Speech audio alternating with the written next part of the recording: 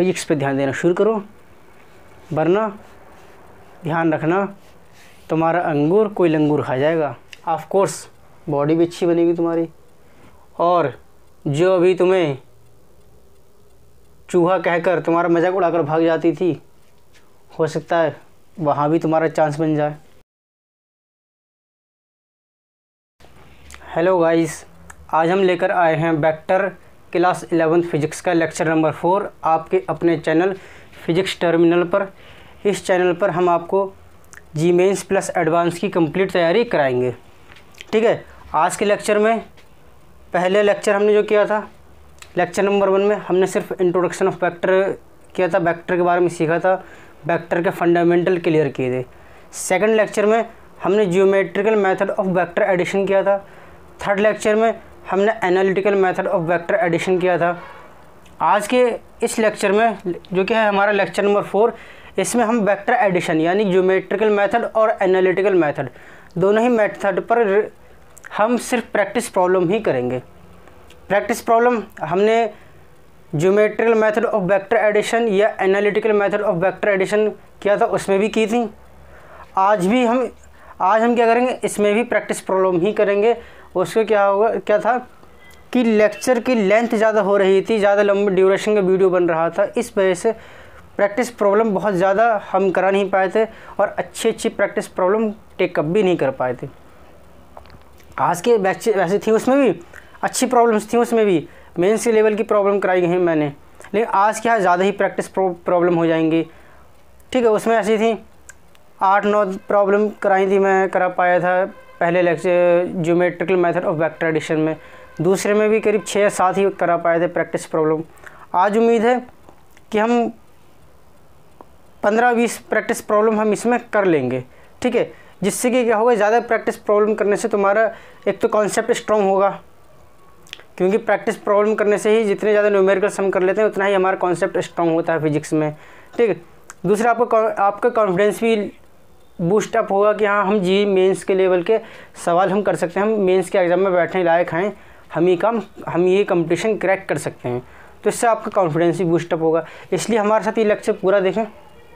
ठीक है, और जब मैं प्रैक्टिस प्रॉब्लम दूंगा तो तुम क्या करना वीडियो पॉज करके पहले खुद से ट्राई करना, 1-2-3 बार जब तक ना हो सके करते रहना।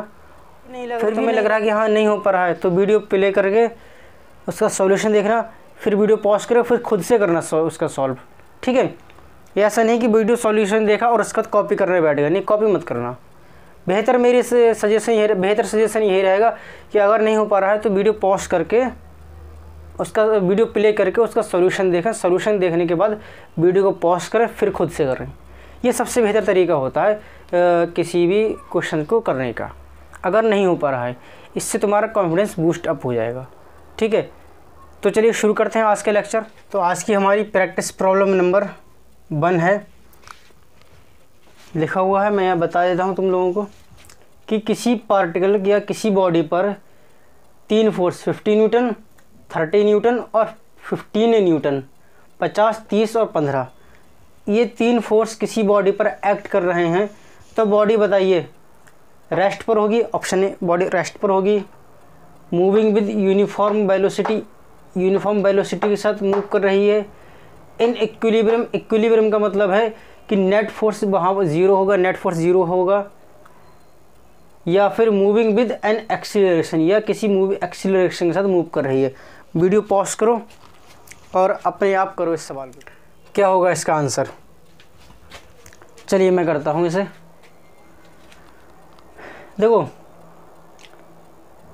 At rest moving with uniform velocity in equilibrium, इसका सीधे एक ही मतलब है कि यहाँ पे जो एफ नेट आना चाहिए वो क्या होना चाहिए, 0। अगर एफ नेट 0 आ रहा है तो इसमें से कोई तीनों ही ऑप्शन हो सकते हैं या कोई एक ऑप्शन हो सकता है, तीनों ही ऑप्शन होंगे अगर एफ नेट 0 आएगा, इसका ये मतलब है। तो हमें ये देखना एफ नेट 0 आ रहा है या नहीं आ रहा है, और इसमें अगर एफ नेट 0 नहीं आता होगा तो फिर ये वाला ऑप्शन हो जाएगा। चेक करते हैं। मैंने कल एक सवाल कराया था, उसमें भी मैंने बताया था इस तरीके का कि कोई 3 वेक्टर सेम सेंस में अगर ट्रायंगल को कंप्लीट कर दें। सेम सेंस का मतलब होता है जैसे ट्रायंगल को बनाने जा रहे हो तुम, तो ये पेन तुम एक बार जो तुमने कॉपी पर रख दिया, तो जब तक ट्रायंगल तुम्हारा कंप्लीट ना हो जाए तब तक तुम उठाना नहीं है। ये सेम सेंस कहलाता है, सेम सेंस चलना कहलाता है। तो अगर कोई 3 वेक्टर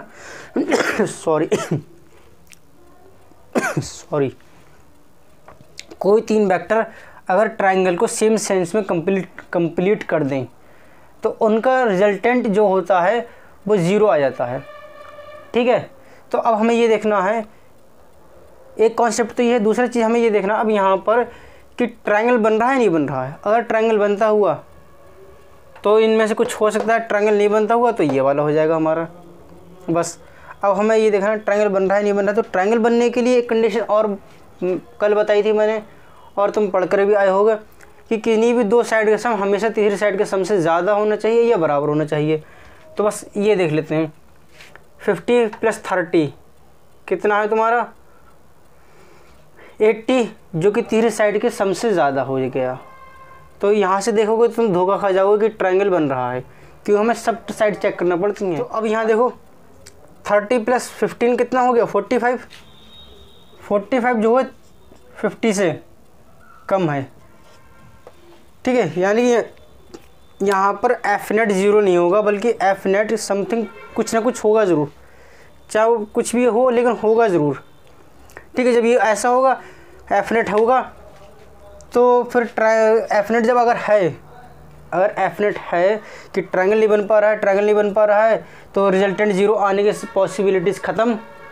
और जब रिजल्टेंट 0 आने की पॉसिबिलिटीज़ ख़त्म तो इसका मतलब एफ नेट होगा, कुछ ना कुछ होगा।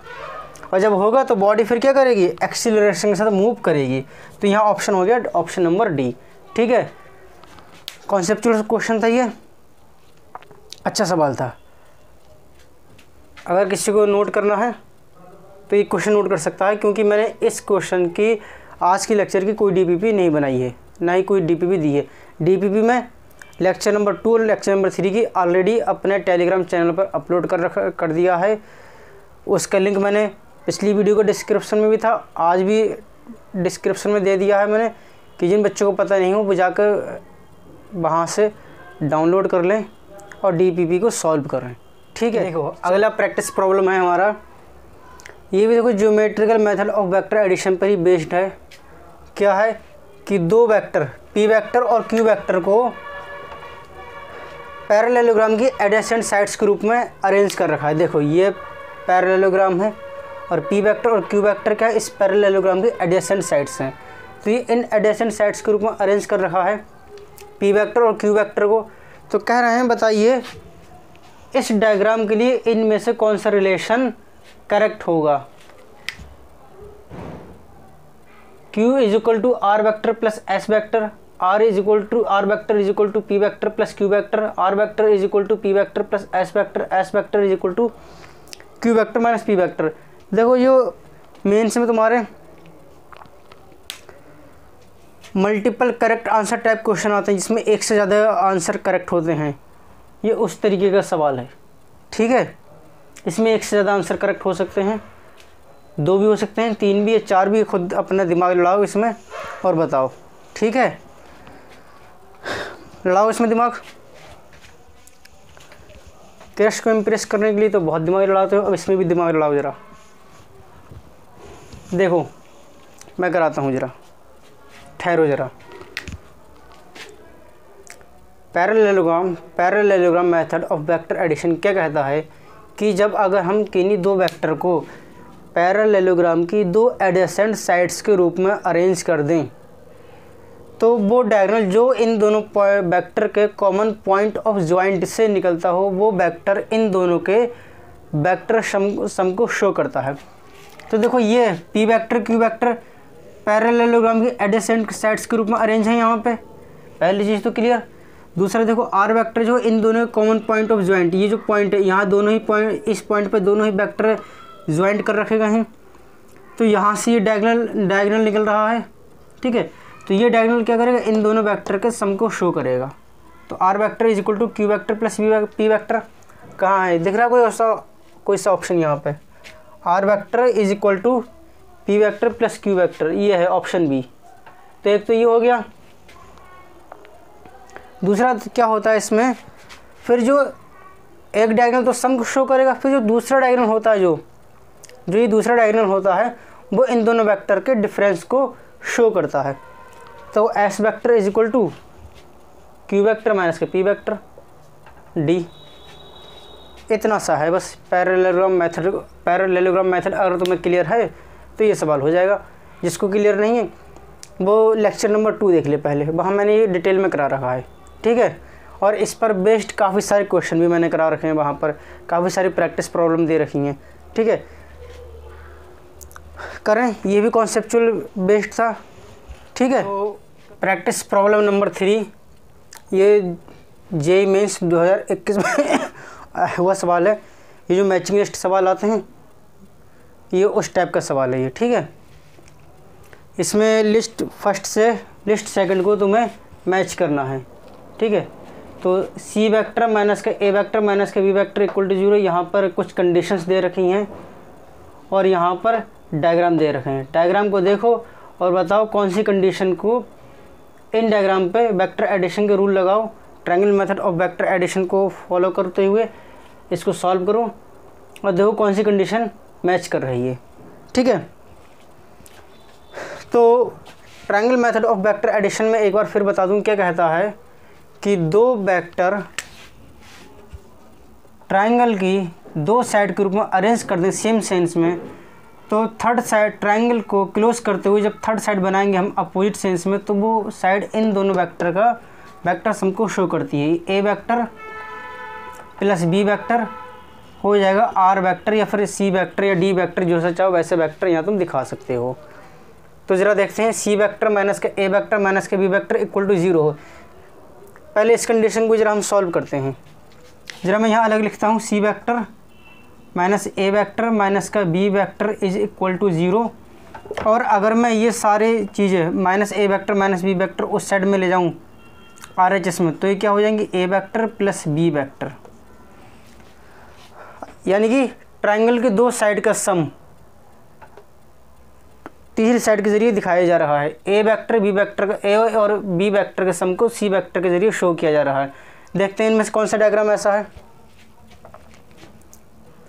ए vector B vector same sense में है, यहाँ तो सेम सेंस में ही नहीं है, तो यहाँ ये कंडीशन तो इसके लिए एप्लीकेबल है नहीं। ए वेक्टर बी वेक्टर यहाँ देखो सेम सेंस में है, लेकिन सी वेक्टर जो सी वेक्टर सेम सेंस में ना होकर अपोजिट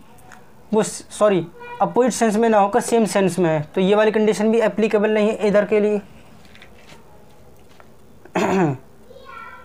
यहाँ देखते हैं ए वेक्टर और सी वेक्टर, बी वेक्टर और सी वेक्टर यहाँ सेम सेंस में, ए वेक्टर और सी वेक्टर, ए वेक्टर और बी वेक्टर यहाँ सेम सेंस में ही नहीं है। ए वेक्टर बी वेक्टर यहाँ देखते हैं, A vector B vector same sense में है और इनका जो सम दिखाएगी तीसरी साइड सी वेक्टर वो यहाँ पर देखो अपोजिट सेंस में है। तो यानी ए के लिए तो हो जाएगा फर्स्ट।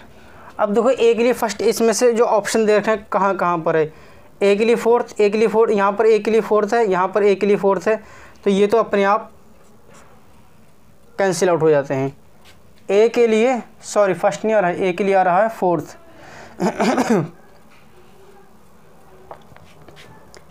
ए के लिए ए के लिए फोर्थ आ रहा है, फर्स्ट नहीं आ रहा, ये गलती से लिख गया, फर्स्ट ए के लिए फोर्थ। तो ए के लिए फोर्थ देखो कहाँ पर है, यहाँ पर है, यहाँ पर है, यहाँ पर थर्ड है, यहाँ फर्स्ट है, तो ये तो अपने आप कैंसिल आउट हो जाते हैं, एलिमिनेट हो गई है। ये बचा तुम्हारे पास ए के लिए फोर्थ, यहाँ पर भी यहाँ पर भी, तो इनमें से इन दोनों में से कोई एक ऑप्शन हो सकता है। तो यहाँ तो हो गया। अब देखते हैं, यहाँ लिख लो तुम, इसके आगे फोर्थ लिख लो, पेंसिल से लिख लेना, पेंसिल से, जिससे बाद में तुम इसे इरेज कर सको। A vector minus C vector minus B vector, ये भी यही कंडीशन है, A vector minus C vector minus का B vector is equal to 0, A vector is equal to ये हो जाएगा बी वेक्टर प्लस का सी वेक्टर। यानी कि देखो ए वेक्टर का है, इस पर रिजल्टेंट है, और बी वेक्टर और सी वेक्टर ट्राइंगल की दो साइड्स हैं। तो अब देखो यहाँ पर कहाँ हो रहा है, देखो बी वेक्टर सी वेक्टर यहाँ पर अपोजिट सेंस में है, तो ये तो हो गया क्लियर हो कि ये तो नहीं होगा बी के लिए। यहाँ देखते हैं बी वेक्टर और सी वेक्टर यहाँ पे दोनों सेम सेंस में है, और ये जो ए वेक्टर है तो ये वाला हो सकता है, लेकिन ए वेक्टर देखते हैं, ए वेक्टर जो है यहाँ पर अपोजिट सेंस में ना होकर के सेम सेंस में है, तो ये वाला भी एलिमिनेट हो गया, ये वाला भी सेकंड भी बी के लिए नहीं होगा। थर्ड देखते हैं, थर्ड बी वेक्टर और सी वेक्टर ये दोनों सेम सेंस में हैं, ऐसे ऐसे सेम सेंस में है, और जो थर्ड साइड ट्रायंगल की ए वेक्टर के जरिए दिखाई जा रही है वो अपोजिट सेंस में है। तो यानी इधर हम कह सकते हैं कि बी वेक्टर और सी वेक्टर का सम को ए वेक्टर के जरिए शो किया गया है। तो यानी कि इस कंडीशन के लिए ये थर्ड ऑप्शन हमारा है। अब बची हमारे पास ये कंडीशन, ये क्या है, बी वेक्टर माइनस का ए वेक्टर माइनस का C vector is equal to 0। इसे लिख लो B vector is equal to A vector plus का सी वेक्टर। अब इसमें देखो A vector C vector triangle की दो साइड्स हैं, और बी वेक्टर जो है तीसरी साइड है जो कि इन दोनों वेक्टर का सम को शो कर रही है। तो कौन कौन से हमारे हो चुके हैं, ये वाला हो चुका है और ये वाला हो चुका है, तो इन्हें तो हटा देते हैं। अब ये वाला बचा है, तो इन दो में ही हम चेक करेंगे, बाकी चेक करने की ज़रूरत नहीं है। इससे क्या, ये सब मैं ट्रिक बता रहा हूँ जिससे तुम्हारा टाइम कंज्यूम नहीं हो एग्ज़ाम के टाइम में, सेंटर में जब तुम बैठ के पेपर देते हो तो जल्दी से तुम ये कर लो। तो ये दो बचे ख़त्म, ये दो बचे। अब इन दो में ही चेक करना है हमें कि ए वेक्टर और सी वेक्टर ट्रायंगल की दो साइड्स हों जो कि सेम सेंस में हो। तो कहाँ कहाँ पर ऐसा हो सकता है, ए वेक्टर सी वेक्टर ये हो गया, ट्रायंगल की दो से साइड हैं, सेम सेंस में भी हैं। थर्ड साइड जो है बी वेक्टर इन दोनों के सम को शो कर रही है, तो ये अपोजिट सेंस में ही होना चाहिए। यहाँ देख लेते हैं, हाँ ये अपोजिट सेंस में है, ये जो है अपोजिट सेंस में है, तो यानी कि ये ठीक है। सी के लिए जो हो जाएगा वो हो जाएगा फर्स्ट। तो ये हो गया, बाकी डी जो बचा। अब तो तुम्हारे पास अल्टीमेट, जब ये भी ख़त्म तो अब ये वाला बचा, इसके लिए तुम्हारा ये हो ही जाएगा अपने लिए अल्टीमेट सेकंड। अब देखो कौन सा कोड मैच कर रहा है, ए का फोर्थ, इन दोनों में से ए का फोर्थ, ए का फोर्थ ठीक है, बी का फर्स्ट, यहाँ बी का फर्स्ट है जबकि आ रहा है बी का थर्ड, तो ये ठीक है। सी का है फर्स्ट, यहाँ सी का थर्ड है, यहाँ सी का फर्स्ट है, तो ये वाला तो कैंसिल आउट हो गया। ये दो अपने आप पहले ही रेस से बाहर हो चुके थे, ये तो शुरुआत में ही रेस से बाहर हो गए थे, इन दोनों में जंग जारी थी, तो ये वाला तो गया, ये तो अपनी मौत मर गया फर्स्ट। ऑप्शन बचा हमारे पास सिर्फ 2, तो इसका जो करेक्ट आंसर होगा वो हो जाएगा ये 2। हमारी प्रैक्टिस प्रॉब्लम नंबर 4 है कि एस, देखो ये डायग्राम दे रखा है एक, इस डायग्राम में कि एस कोई है पॉइंट है जो कि वेक्टर आर पर कोई पॉइंट हमने बना रखा है, ये वेक्टर आर है, इस पर हमने एस कोई पॉइंट बना रखा है, और पी और एस के बीच में जो पी और एस के बीच में जो डिस्टेंस है वो क्या है, B of R vector, R vector का मैग्नीट्यूड मल्टीप्लाई बाय बी। तो नीचे ये कुछ रिलेशनशिप दे रखी है, हमें बताना पी एस और क्यू के बीच में करेक्ट रिलेशनशिप कौन सी वाली, इसमें कौन सा एक्सप्रेशन शो कर रहा है। ठीक है, फिर से बताता हूँ, डायग्राम देखो, यहाँ पे ये डायग्राम दे रखा है, पी वेक्टर है, क्यू वेक्टर है, और ये क्या है, एक आर वेक्टर है, ये आर वेक्टर है। ठीक है, ये जो आ रहा है ये पी वेक्टर, ये क्यू वेक्टर और ये आर वेक्टर। अब आर वेक्टर पे ये कोई पॉइंट है एस, ठीक, पी और एस के बीच में जो डिस्टेंस है वो B of R vector, magnitude है आर वेक्टर का ये। ठीक है, यानी आर वेक्टर का मैग्नीट्यूड की बी टाइम से मल्टीप्लाई कर दी तो ये पी और एस के बीच में डिस्टेंस आ जाएगी। तो अब नीचे जो एक्सप्रेशन दे रखे हैं, इन एक्सप्रेशन में एस पी और क्यू के बीच में, पी एस क्यू के बीच में करेक्ट रिलेशनशिप कौन से वाले एक्सप्रेशन के ज़रिए शो होगी, हमें यहाँ पे ये बताना है। ज़रा करो, सवाल अच्छा है, एडवांस 2017 में आया हुआ सवाल है। वीडियो पॉज करो और ज़रा बताओ। सरेंडर, कितने बच्चों ने सरेंडर कर दिया? कमेंट में ज़रा आकर हाज़िरी दें, कितने बच्चों ने सरेंडर कर दिया। ये जो कमेंट में आकर हाज़िरी दे रहा है ना कि हाँ सर सरेंडर कर दिया, सर मैंने सरेंडर किया, मैंने सरेंडर किया, ये सारे वो बच्चे हैं जो अगर क्रैशिंग की मना कर देना तब भी सरेंडर नहीं करते, तब भी बार बार बेशर्मों की तरह जाते रहते हैं दोस्ती का पैगाम लेके इंसल्ट करवाने के लिए। यहाँ सरेंडर कर दिया एक ही बार में। चलो करते हैं। Triangle method of vector addition और यूनिट वेक्टर, इन दोनों कॉन्सेप्ट का हम यहाँ पे यूज़ करेंगे। यूनिट वेक्टर मैंने लेक्चर नंबर 1 में बता रखा था। क्या होता है, जस्ट नथिंग, क्या करता है, किसी दिए हुए वेक्टर की डायरेक्शन में ही एक वेक्टर होता है जिसका मैग्नीट्यूड 1 होता है और उस डायरेक्शन में को ही बस ये स्पेसिफाई करता है और कुछ नहीं है इसके अलावा। तो हमें क्या देखना है, ये ट्रायंगल अगर हम देख लें, ये ट्रायंगल को अगर मैं यहाँ ओरिजिन मान लूँ तो ट्रायंगल ओरिजिन को ओ मानता हूँ मैं, ट्रायंगल ओ पी एस में triangle method of vector addition लगाओ और उसके बाद इसे सॉल्व कर दो। तो देखो P vector, O P vector जो कि है ये ऐसे कह लो पी वेक्टर, और ये जो एस वेक्टर हो जाएगा, ये दोनों वेक्टर सेम सेंस में है। और जो ओ एस वेक्टर हो जाएगा ये अपोजिट सेंस में है। तो O S vector P vector और पी एस वेक्टर का सम को शो करेगा।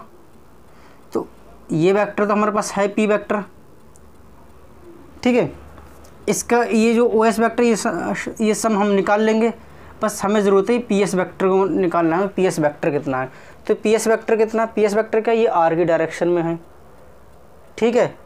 तो हमें क्या करना है, किसी भी डायरेक्शन में जो वेक्टर चाहिए होता है, इसे मान लेते हैं अगर हम ए की डायरेक्शन में यूनिट वेक्टर चाहिए होता है तो हम क्या करते हैं, ये ए कैप ये यूनिट वेक्टर दिखाता है, ए वेक्टर को उसके ही मैग्नीट्यूड से हम डिवाइड कर देते हैं। ऐसे भी लिखा जा सकता है मैग्नीट्यूड को, और मैग्नीट्यूड को हम ऐसे भी लिख सकते हैं, ठीक है। तो अब हम क्या करेंगे, हमारे पास मैग्नीट्यूड तो ये है B of R vector, magnitude of R vector into B, बस डायरेक्शन चाहिए हमें आर वेक्टर की। तो आर वेक्टर की डायरेक्शन के लिए हम क्या करेंगे, आर वेक्टर की डायरेक्शन में आर एक वेक्टर का ही यूनिट वेक्टर ले लेंगे, तो पी एस वेक्टर बन जाएगा। तो ये ऐसे लिख लूँगा अगर मैं S vector, P S vector को मैं ऐसे दिखाऊँ एस वेक्टर, तो ये हो जाएगा तुम्हारा। और यहाँ से वेक्टर बनाना हो तो वेक्टर ए वेक्टर इंटू क्या हो जाएगा, यूनिट वेक्टर ऑफ, अगर यहाँ से वेक्टर बनाना हो तो ए वेक्टर हो जाएगा यूनिट वेक्टर, और यूनिट वेक्टर इंटू मैग्नीट्यूड। तो मैग्नीट्यूड हमारे पास ये है। अब हमें चाहिए इसका यूनिट वेक्टर, यूनिट वेक्टर हम यहाँ पे निकाल ले रहे हैं।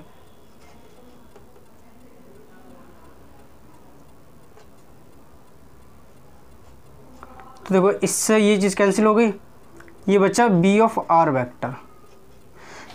क्या क्या एस वेक्टर बनाने के लिए, तो वेक्टर बनाने के लिए यूनिट वेक्टर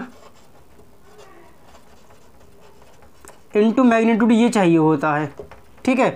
तो यूनिट वेक्टर आर की डायरेक्शन में क्या हो जाएगा, आर वेक्टर अपॉन आर का मॉड, और मैग्नीट्यूड क्या है, मैग्नीट्यूड ये है B into mod R vector.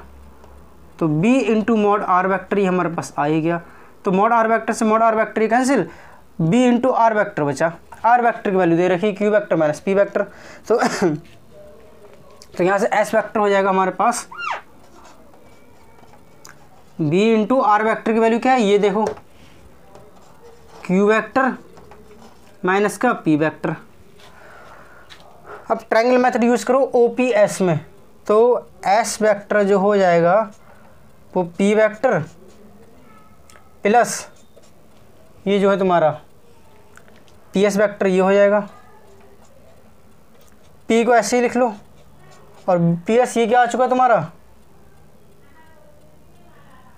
ये आ चुका है तुम्हारा बी इंटू क्यू माइनस का पी वेक्टर। अब तुम क्या करो, अंदर मल्टीप्लाई कर लो, तो ये हो जाएगा तुम्हारा P vector plus B Q vector minus का बी पी वेक्टर।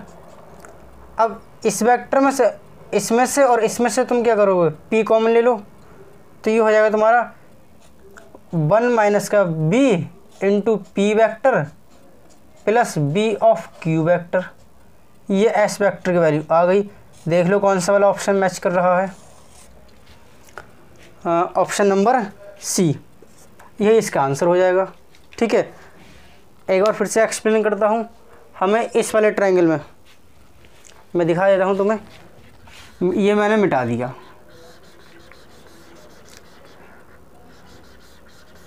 इस ट्रायंगल में हमें triangle method of vector addition use करते हुए निकालना था।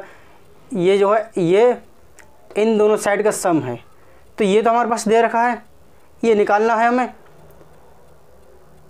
ये हमारे पास मालूम नहीं है वेक्टर कितना है, तो हमें मालूम है कि यहाँ से लेके यहाँ तक का मैग्नीट्यूड तो ये है। और जब मैग्नीट्यूड दे रखा हो तो हम क्या करते हैं, ये जो वेक्टर बनेगा पी एस जो वेक्टर बन रहा था वो आर की डायरेक्शन में ही बन रहा था, तो हमें यहाँ वेक्टर बनाना था। तो हमने क्या किया, आर की डायरेक्शन में एक यूनिट वेक्टर ले लिया, और उस यूनिट वेक्टर से इस मैग्नीट्यूड की मल्टीप्लाई कर दी, पी एस वेक्टर बन गया।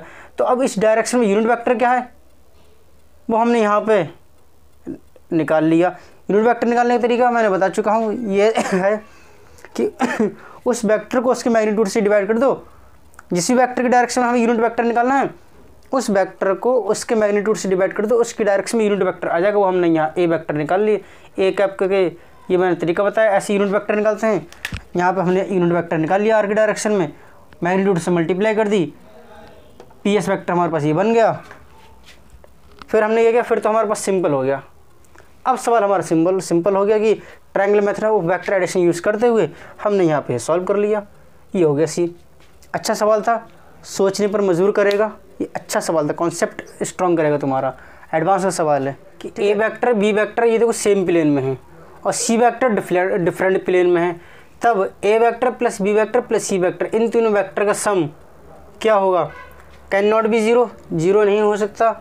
कैन बी ज़ीरो, ज़ीरो हो सकता है। Lies in a plane of A और बी के प्लेन में पड़ेगा इन तीनों का सम, या इन तीनों प्लेन के ही किसी अलग प्लेन में पड़ेगा, जो कि इन तीनों प्लेन में ही नहीं पड़े। जो इनका रिजल्टेंट होगा वो ए बी सी के प्लेन में हो ही नहीं, किसी और प्लेन में हो। बताओ इसमें से क्या ऑप्शन होगा। मेंस में जो multiple correct answer type question आते हैं, ये उसमें का सवाल है। इसमें एक से ज़्यादा तुम्हारा करेक्ट आंसर होंगे। ठीक है, करो।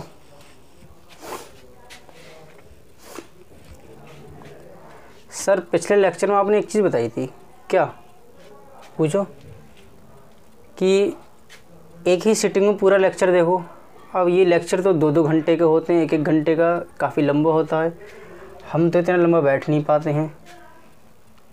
अच्छा, 15 मिनट नहीं बैठ पाते हैं हम तो। अच्छा, एक्सरसाइज करते हो? एक्सरसाइज करते हो?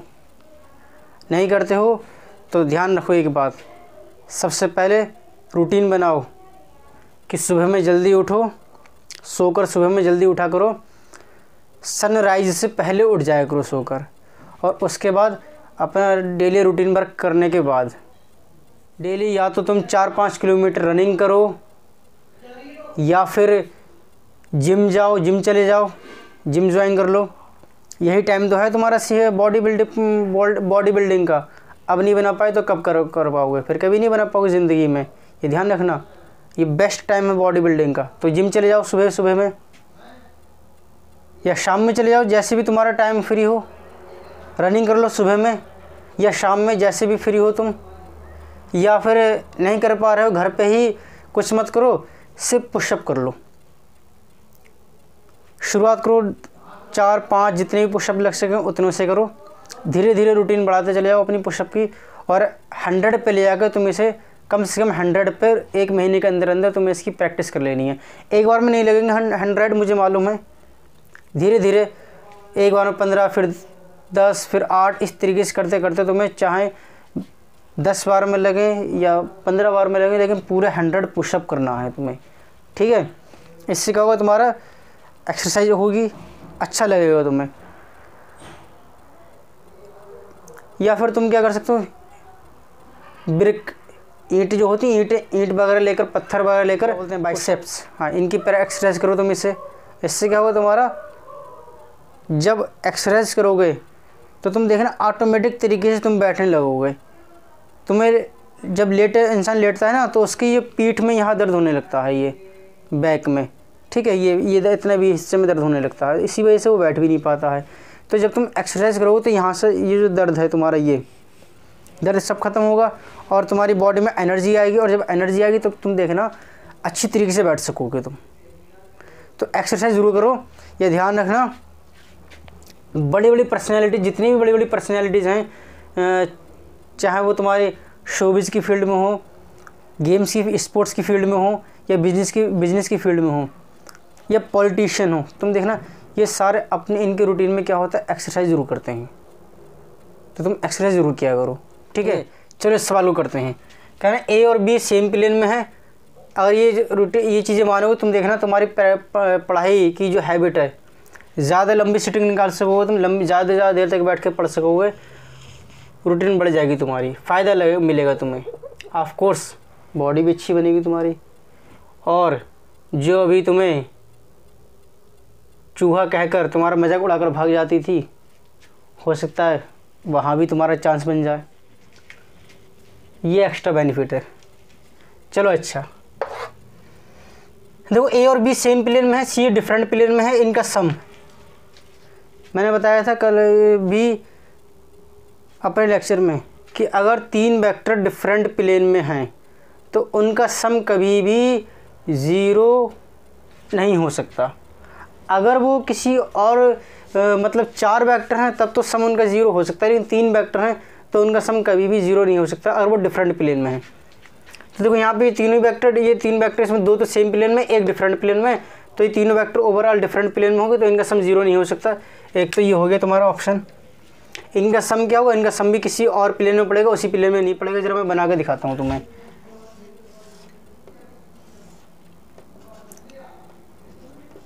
एक्स वाई जेड, जरा प्लेन कंप्लीट करता हूँ मैं। ये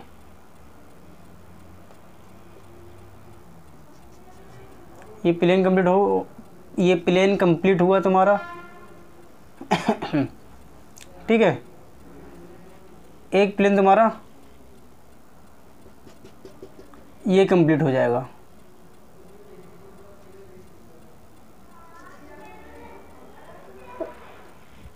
अब यहाँ पे देखो, कहना ए वेक्टर और बी वेक्टर ये तो सेम प्लेन में है, और सी वेक्टर जो वो डिफरेंट प्लेन में है। मान लेते हैं कि बी वेक्टर ये इस तरीके से है, और सी वेक्टर जो हो गया, सी वेक्टर ये हो गया। तो इनका जो सम हो जाएगा वो देखो, तुम्हें यहाँ लग रहा है कि इस प्लेन में आ रहा है, बल्कि लेकिन वो इस प्लेन में आता नहीं होगा, बल्कि वो यहाँ कहीं जाता होगा। ठीक है, क्लियर हो इतनी चीज़। ये जो सम आ जाएगा फिर इनका किसी और प्लेन में ही आ जाएगा।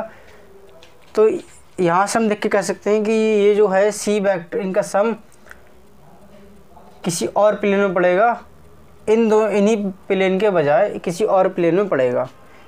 ना तो फिर वो ए और बी के प्लेन में आएगा, ना ही वो सी के प्लेन में आएगा, वो कहीं और आएगा। जैसे तुम्हारा एक वेक्टर सपोज दैट, यहाँ समझाता हूँ मैं। ये तो है तुम्हारा एक वेक्टर है दीवार के प्लेन में, ये इस तरीके से, और ये एक वेक्टर कहाँ है, ये इस तरीके से है तुम्हारे फर्श के प्लेन में। तो इनका जो सम निकलेगा वो कैसे निकलेगा, सम इनका जो निकलेगा वो ये ऐसे निकलेगा। तो अब देखो ना, तो ये डस्टर के जरिए मैंने सम दिखाया, ये दिखाया ये क्या है तुम्हारा, ये दीवार का प्लेन हो गया तुम्हारा, ये बोर्ड का प्लेन, ये बोर्ड का प्लेन हो गया। यहाँ पे देखो बोर्ड का प्लेन हो गया इस तरीके से, और ये क्या है तुम्हारा फर्स्ट का प्लेन है, ये फ्लोर का प्लेन। तो इस प्लेन में ये ऐसे करके ऐड है वेक्टर। अब जो इनका सम निकलेगा, सम कैसे निकलेगा इनका सम, क्योंकि देखो 90 डिग्री के एंगल पर, तो सम इनका क्या निकलेगा, यहाँ से कहीं जाएगा, ये ऐसे कहीं जाएगा। तो एक चीज़ के जरिए समझाता हूँ, पेन के जरिए समझाता हूँ तुम्हें।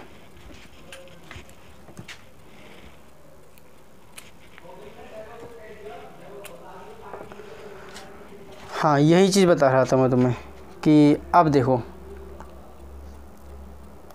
ये मैंने इसलिए लिया क्योंकि सेम जब वेक्टर का मैग्नीट्यूड सेम होता है तब वेक्टर का जो रिजल्टेंट निकलता है वो बिल्कुल बीच से निकलता है, यानी 45 डिग्री के एंगल पे निकलता है। तो ये यहाँ कहीं से निकलेगा इस तरीके से। कल ही मैं बता चुका हूँ कि 45 डिग्री के एंगल पे निकलता है। तो अब देखो, ये देखो ना तो ये ए के प्लेन में है, ना ये बी के प्लेन में है, ये किसी और ही प्लेन में है, इसके अपना ही अलग प्लेन हो गया ये। ठीक है, समझ में आया तुम्हें ये चीज़, समझ में आ रही है तुम्हें ये चीज़, दिख रहा है। तो वो यहाँ पे तुम्हारा ऑप्शन हो गया कि ये lies in a plane different from any of 3 vector, इन तीनों वेक्टर के अलावा किसी और प्लेन में ये पड़ता है। क्लियर है इतनी चीज़, समझ में आया ये वाला, क्लियर इतनी चीज़। चलो इसे नोट कर लो। प्रैक्टिस प्रॉब्लम नंबर 6 है। एक्सप्लेन कर रहा हूँ तुम्हें कि ए वेक्टर और बी वेक्टर कोई दो वेक्टर हैं जिन्हें हमने कॉमन पॉइंट से जोड़ रखा है। ठीक है, ए वेक्टर बी वेक्टर दोनों किसी कॉमन पॉइंट पे जुड़े हुए हैं। जैसे सपोज दैट ये ए वेक्टर है और ये बी वेक्टर, दोनों ये कॉमन पॉइंट हो गए जहाँ पे दोनों ये वेक्टर जुड़े हुए हैं। यहाँ दिखा देता हूँ, यहाँ दिखता नहीं होगा। ये ए वेक्टर है, ये बी वेक्टर है, दोनों कॉमन पॉइंट पे जुड़े हुए हैं ये इस तरीके से। तो कह रहे हैं अगर C square equal to A square plus B square है तो ए और बी के बीच में जो एंगल होगा वो 90 डिग्री होगा। सी स्क्वायर अगर ए स्क्वायर प्लस बी स्क्वायर से कम है तो एंगल 90 डिग्री से ज़्यादा होगा। सी स्क्वायर अगर ए स्क्वायर प्लस बी स्क्वायर से ज़्यादा है तो एंगल जो होगा ए और बी वेक्टर के बीच में जो एंगल होगा, यहाँ वेक्टर बना देता हूँ, वेक्टर जो होगा साइन, जो यहाँ पर जो एंगल होगा ए वेक्टर और बी वेक्टर के बीच में वो 0 और 90 के बीच में होगा। और अगर सी इक्वल टू ए माइनस के बी है तब जो एंगल होगा ए वेक्टर बी वेक्टर के बीच में वो 180 डिग्री होगा। मल्टीपल करेक्ट आंसर टाइप जो क्वेश्चन आते हैं मेंस में, ये उसी टाइप का ही है। जहाँ जैसा होगा मैं बता दूंगा, सिंगल करेक्ट आंसर है या मल्टीपल करेक्ट आंसर टाइप है, तुम्हें सॉल्व करना होगा ऐसे। कोई दो वेक्टर है ए वेक्टर बी वेक्टर, इनका रिजल्टेंट यहाँ इन्होंने सी वेक्टर के ज़रिए शो किया है। तो रिजल्टेंट का फार्मूला होता है C is equal to under root A square plus B square plus का 2ab कॉस थीटा, ये फार्मूला होता है। अब अगर हम स्क्वायरिंग कर लें दोनों साइड में तो ये हो जाएगा C square equal to A square plus B square plus का 2ab कॉस थीटा। तो अगर थीटा हो जाए यहाँ पे, थीटा अगर हो 90 डिग्री तो कॉस, तो यहाँ पर हो जाएगा कॉस 90, दिख रहा है तुम्हें। थीटा अगर यहाँ 90 डिग्री हो जाए तो कॉस हो जाएगा कॉस 90, और कॉस 90 की वैल्यू होती है 0। ठीक है, 0 होती है। अब 0 की 2ab से मल्टीप्लाई करोगे कितना आएगा, जब 0 की 2ab से मल्टीप्लाई करोगे तो आंसर आ जाएगा 0। 0 इसमें ऐड करोगे तो हो जाएगा A square plus B square. तो C square equal to A square plus B square हो रहा है। तो थीटा अगर 90 डिग्री है तो ये ऐसा हो जाएगा। ठीक है, या C square equal to A square plus B square दे रखा है तो यहाँ से हम कह सकते हैं कि यहाँ पे जो एंगल है वो लाजिमन तौर पर 90 डिग्री ही होगा। कितना, 90 डिग्री ही होगा। तो पहला ऑप्शन तो हमारा करेक्ट है। ठीक है, ए करेक्ट हो गया। बाकी का देखते हैं करेक्ट है या नहीं है इसी फार्मूले में। ठीक है, C square equal to A square plus B square plus 2ab cos theta, कह रहे हैं सी स्क्वायर की value A square plus B square से कम हो, तो इसकी वैल्यू इन दोनों टर्म से कम तभी होगी जब अगर इस वाले टर्म को हम माइनस करें। ठीक है, तो ये माइनस कैसे हो सकता है, अभी 2 माइनस नहीं हो सकता, नेगेटिव नहीं हो सकता, क्योंकि ये नंबर 1 ए नेगेटिव हो नहीं सकता क्योंकि दे नहीं रखा है, बी नेगेटिव हो नहीं सकता। हाँ, कॉस थीटा में ज़रूर कुछ ना कुछ ऐसा हो सकता है इससे ये वैल्यू नेगेटिव हो जाए। तो अगर एंगल यहाँ पे ध्यान देना, मेरी बात को ध्यान से सुनना, अगर एंगल यहाँ पे 90 डिग्री से ज़्यादा हो जाए तो देखो 90 डिग्री से ज़्यादा जब एंगल होता है तो कॉस की वैल्यू फिर निगेटिव में आने लगती है। ठीक है, इतनी चीज़ क्लियर हुई। तो जब 90 डिग्री से ज़्यादा होने पर कॉस की वैल्यू क्या होगी, यहाँ निगेटिव हो जाएगी। तो जब निगेटिव होगी तो पूरे 2ab टर्म को ये निगेटिव बना देगी, और जब निगेटिव बना देगी तो a square plus B square में से वैल्यू कम करेंगे तब वो सी स्क्वायर के बराबर आएगी। यानी कि हम कह सकते हैं कि जो a square plus B square है वो सी स्क्वायर से बड़ा है, जो कि हमारा सेकंड ऑप्शन है। तो यानी कि ये भी टिक करेक्ट है तुम्हारा कि एंगल जब हमने यहाँ पे 90 डिग्री से बड़ा रखा तो ये पूरा टर्म नेगेटिव हो गया। पूरा टर्म नेगेटिव होने के बाद इसे ब्रैकेट में कर लेते हैं अगर थोड़ी देर के लिए, तो a square plus B square में से ये टर्म घटाएंगे तब वो जाके सी स्क्वायर बनेगा। क्लियर हुई कि यहाँ जब हमने 90 डिग्री से ज़्यादा की वैल्यू रखी थीटा, तो cos 90 से कितना, cos 90 ये जो हो गया यहाँ पर 90 डिग्री से ज़्यादा हो गया, तो 90 डिग्री से ज़्यादा होने पर यह cos का यहाँ पे वैल्यू जो आएगी वो नेगेटिव में आएगी। नेगेटिव आने की वजह से ये क्या हो जाएगा, 2ab पूरा नेगेटिव का बन जाएगा। अब ये चीज़ इसमें से घटाएंगे तब कहीं जाके सी स्क्वायर के बराबर बनेगा। इस इक्वेशन का ये मीनिंग है। मीनिंग समझ में आ गया इक्वेशन का। तो इसका मतलब हम कह सकते हैं कि a square plus B square क्या है, ज़्यादा है सी स्क्वायर से। और कब ज़्यादा है, जब एंगल 90 डिग्री से ज़्यादा हो रहा है। तो खैर ये वाले टर्म हमारा ये जो है सेकंड एक्सप्रेशन ये भी ठीक है, सेकंड ऑप्शन भी ठीक है। अब करते हैं हम इसी में ही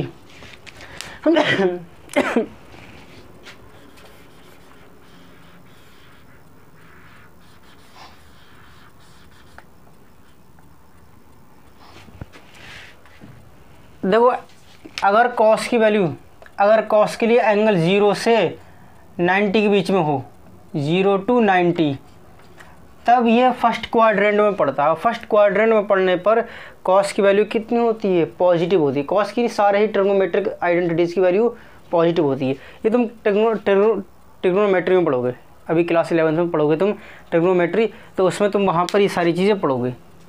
ठीक है, या फिर ये इसके केस तो तुम्हें क्लास 10 से पढ़ कर आए हो, तुमने देखा होगा क्लास 10 से cos 0 की वैल्यू 1 होती है, cos 30 की वैल्यू कितनी होती है, √3/2, cos 45 की वैल्यू होती है 1/√2, cos 60 की 1/2, cos 90 की 0। यानी सारी वैल्यूज़ क्या हैं, 0 से 90 के बीच में पॉजिटिव हो रही हैं। ठीक है, समझ में आ रहा है। तो इसका मतलब क्या है, यहाँ पर जो भी वैल्यू 0, अगर एंगल 0 से 90 के बीच में है तो ये पूरी वैल्यू जो आएगी वो पॉजिटिव होगी। क्लियर। अब इस पॉजिटिव से मल्टीप्लाई करेंगे तो ये टर्म कैसा रहेगा, 2ab पॉजिटिव का रहेगा।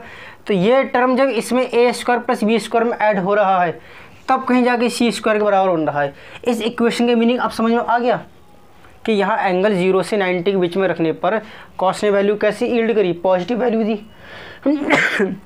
पॉजिटिव वैल्यू देने पर 2ab पूरा पॉजिटिव टर्म रहा।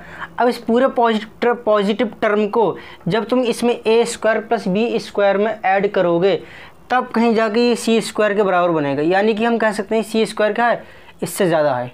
और कब ज़्यादा है, जब एंगल 0 से 90 के बीच में हो रहा है। तो सी ये भी करेक्ट है। आखिरी वाला तो करेक्ट होगा ही, क्योंकि मैंने कल कराया था जब analytical method of vector addition, तो उसमें मैंने एक टेबल बनवाई थी। है ध्यान तुम्हें वो टेबल?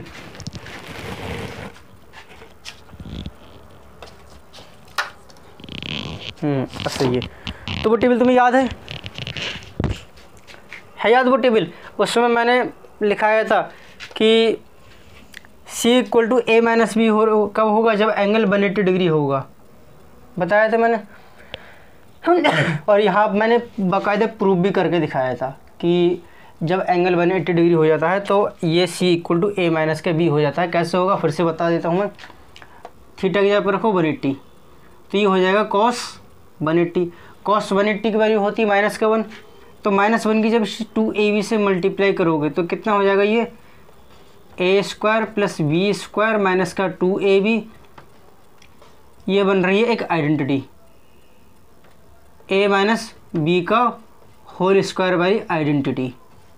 ठीक है,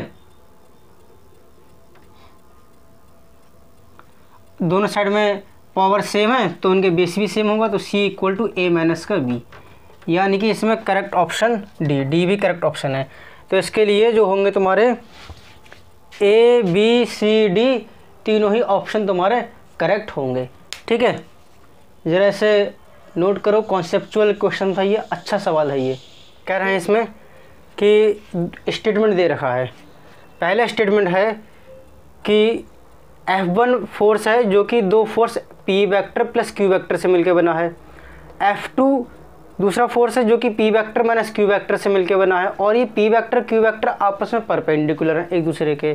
ठीक है, तो जब ये F1 और F2 θ1 एंगल पर एक्ट कर रहे हैं तो इनके जो रिजल्टेंट का मैग्नीट्यूड है वो है √3 into P square plus Q square.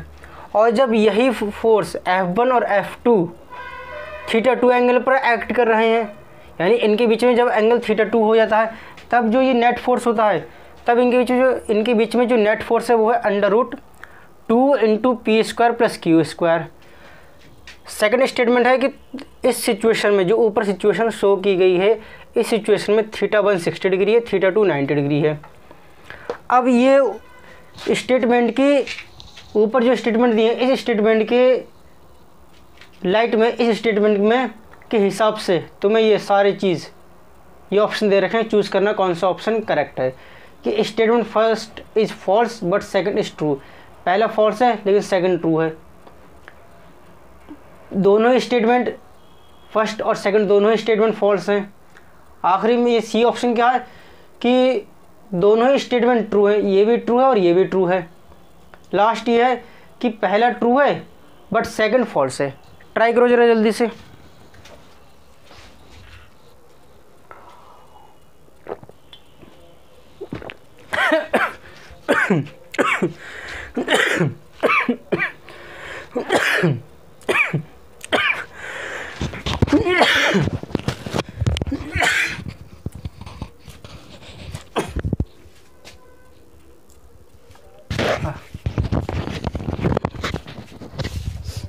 बताओ, तो इसमें देखो सॉल्व करने के लिए तुम्हारे पास क्या होना चाहिए, ये कंडीशन दे रखी है एफ नेट है तुम्हारे पास होना चाहिए F1 की वैल्यू और F2 की वैल्यू, तभी तो यहाँ पर एफ नेट निकालोगे तुम।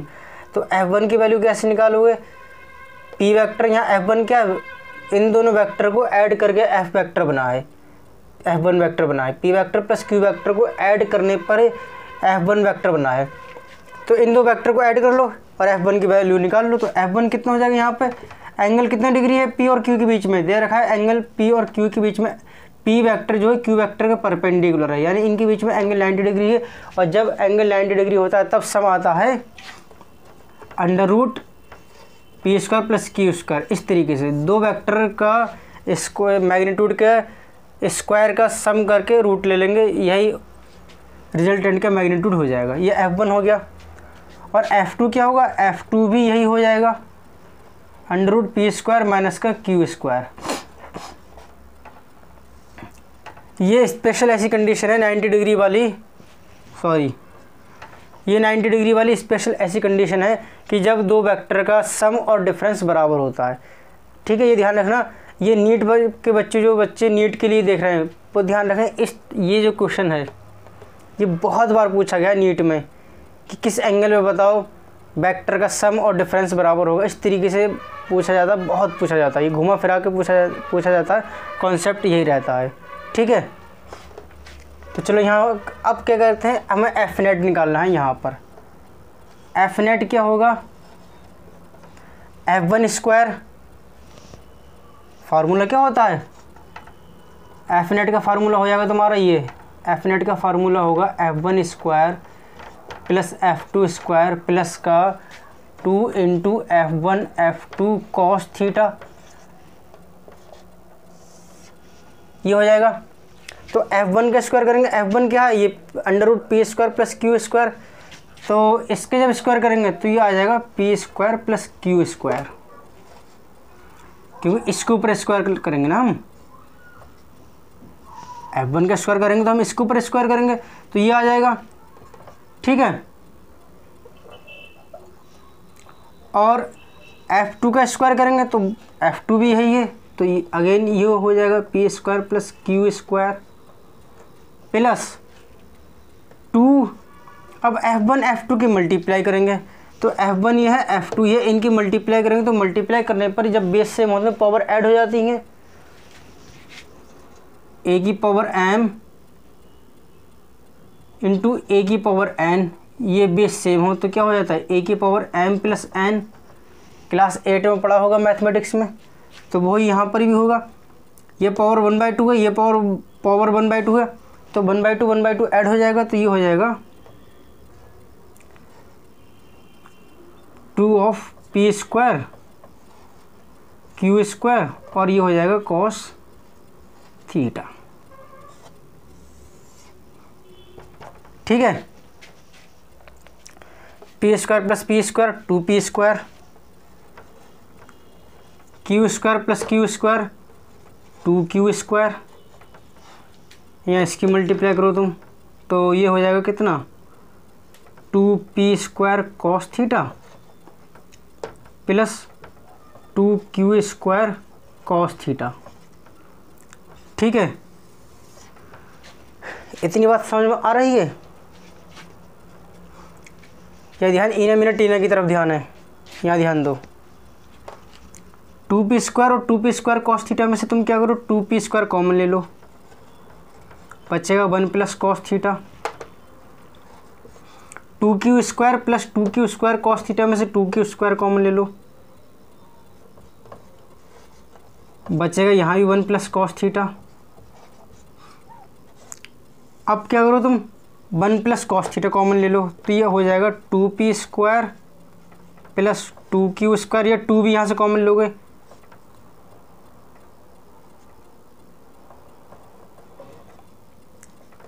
और ये बचेगा 1 प्लस कॉस थीटा जो तुमने कॉमन ले रखा है। ठीक है, अब देखो यहाँ तक पहुँच गए तुम। ठीक है, यहाँ तक पहुँच गए। अब थीटा की वैल्यू तुम रखो 60। जब थीटा की वैल्यू रखोगे तुम कितना 60 डिग्री जो यहाँ दे रखी है, तो थीटा की वैल्यू जब 60 रखने पर रखोगे तो 60 तो cos 60, थीटा की वैल्यू जब 60 रखी तो कितना हो गया cos 60। cos 60 की वैल्यू होती है 1/2, 1 प्लस 1/2 कितना होगा तुम्हारा, ये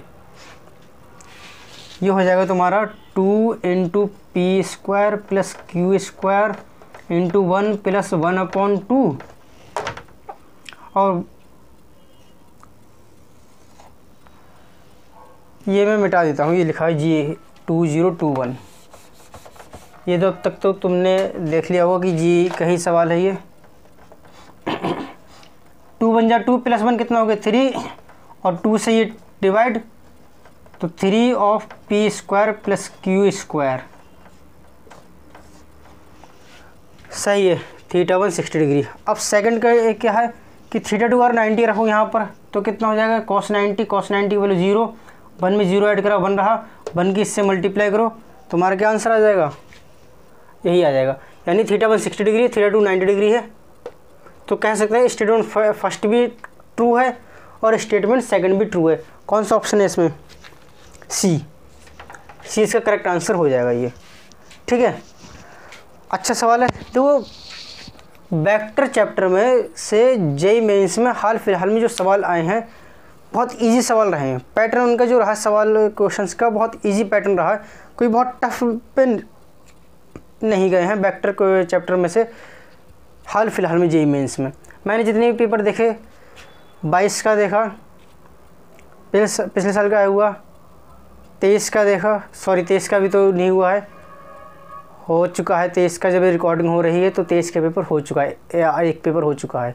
उसमें वेक्टर के ऊपर सवाल स्पेशली वेक्टर चैप्टर से कोई सवाल नहीं था। 21 का मैंने देखा, 20 का देखा, 19 का देखा। सवाल जो है वेक्टर में से बहुत इजी क्वेश्चंस हैं, बहुत टफ लेवल के क्वेश्चन नहीं है।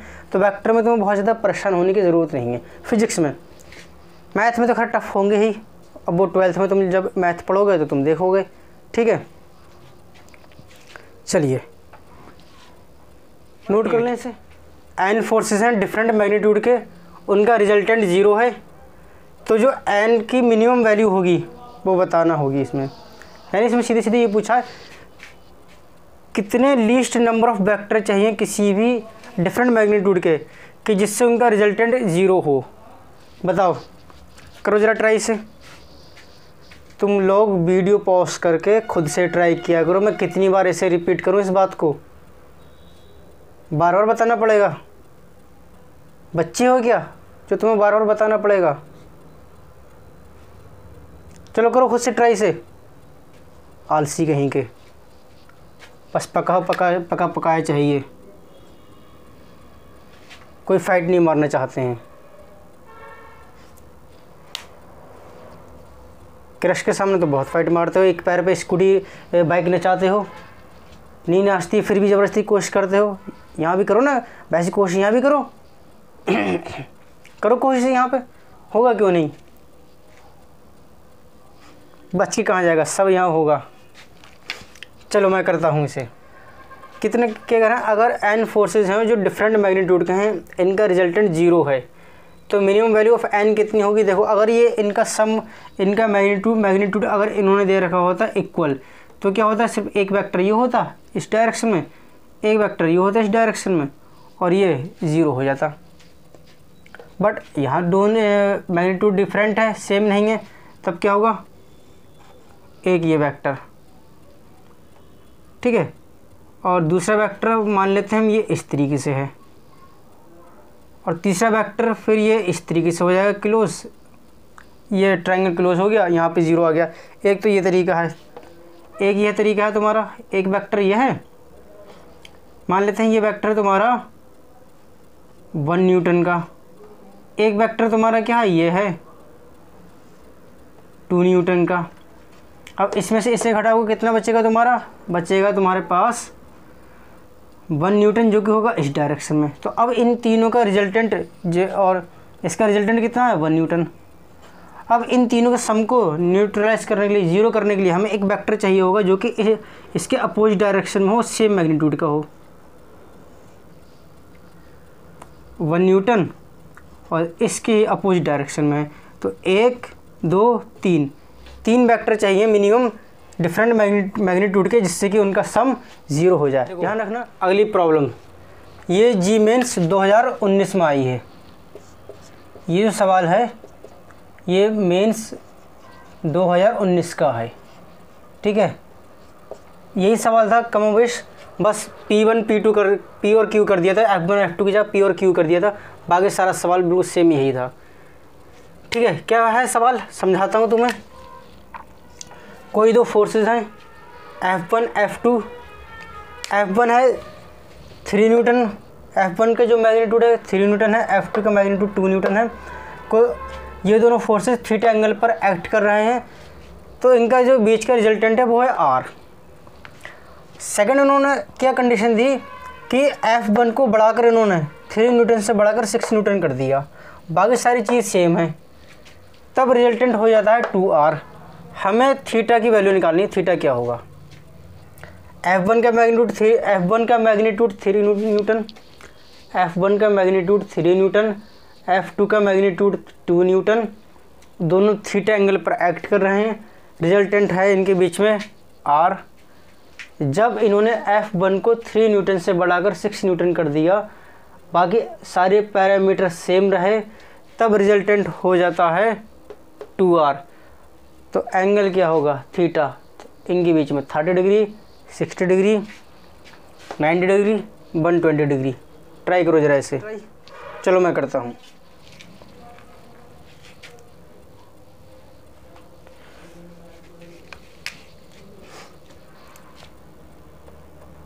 रिजल्टेंट है R, फोर्स F1 है 3 न्यूटन। अब तक तो आई थिंक तुम्हें फार्मूला रट चुका होगा, जैसे तुम्हें प्रिया का नंबर याद है वैसे तुम्हें ये फार्मूला भी रट चुका होगा, ठीक है। सिम में अपने मोबाइल में सेव करके नहीं रखा होगा, बस अपनी मेमोरी में सेव करके रखा होगा। वैसे इस फार्मूले को तुम्हें कॉपी में सेव नहीं करना है, अपनी मेमोरी में सेव करना है। तो R हो जाएगा तुम्हारा क्या, मैं अब डायरेक्ट यूज़ कर रहा हूँ, 9 + 4 + 2 3 6 6 2 12 cos थीटा। यानी आर हो जाएगा यहाँ पे तुम्हारा 13 + 12 cos थीटा। इक्वेशन फर्स्ट दिखा तुम्हें कि क्या किया मैंने, जो रिजल्टेंट का फार्मूला होता है R = ये वाला लिख देता हूँ मैं, क्योंकि तुम तो नालायक हो। ये फार्मूला जो होता है, ये फार्मूले का यूज़ किया है हमने। ए की जगह पे 3 का स्क्वायर, बी की जगह पे 2 का स्क्वायर, बाकी मल्टीप्लाई, सिंपल ये। अगेन अब क्या कह रहे हैं ये, रिजल्टेंट जब F1 को बढ़ाकर F1 को 3 न्यूटन से बढ़ाकर 6 न्यूटन कर दिया तो रिजल्टेंट होता है 2R = ये हो जाएगा 36 + 4 प्लस कितना 2 6 12 प्लस × 2 24 cos थीटा। इक्वेशन हो गई सेकंड।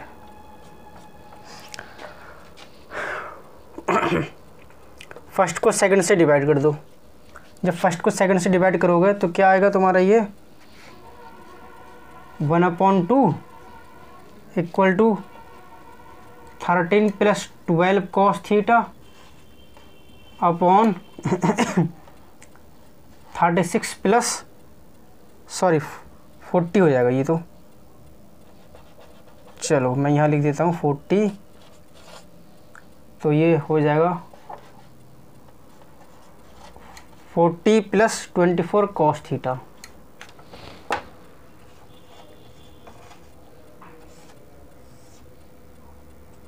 स्क्वायरिंग कर लो दोनों साइड में तो कितना होगा 1/4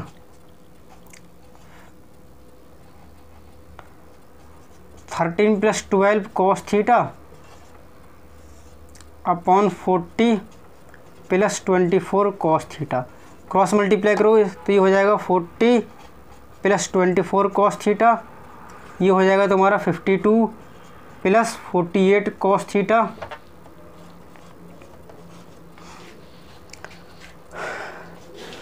फोर्टी उस साइड में जाएगा तो 52 में से माइनस होगा, और 48 इस साइड में जाएगा तो 24 में से माइनस होगा, तो यहाँ बचेगा माइनस का 24 cos थीटा, और यहाँ हो जाएगा तुम्हारा 12 cos थीटा की वैल्यू आ जाएगी -1/2, और cos थीटा की वैल्यू -1/2 होती है जब एंगल होता है 120 डिग्री, यानी कि ऑप्शन है करेक्ट डी।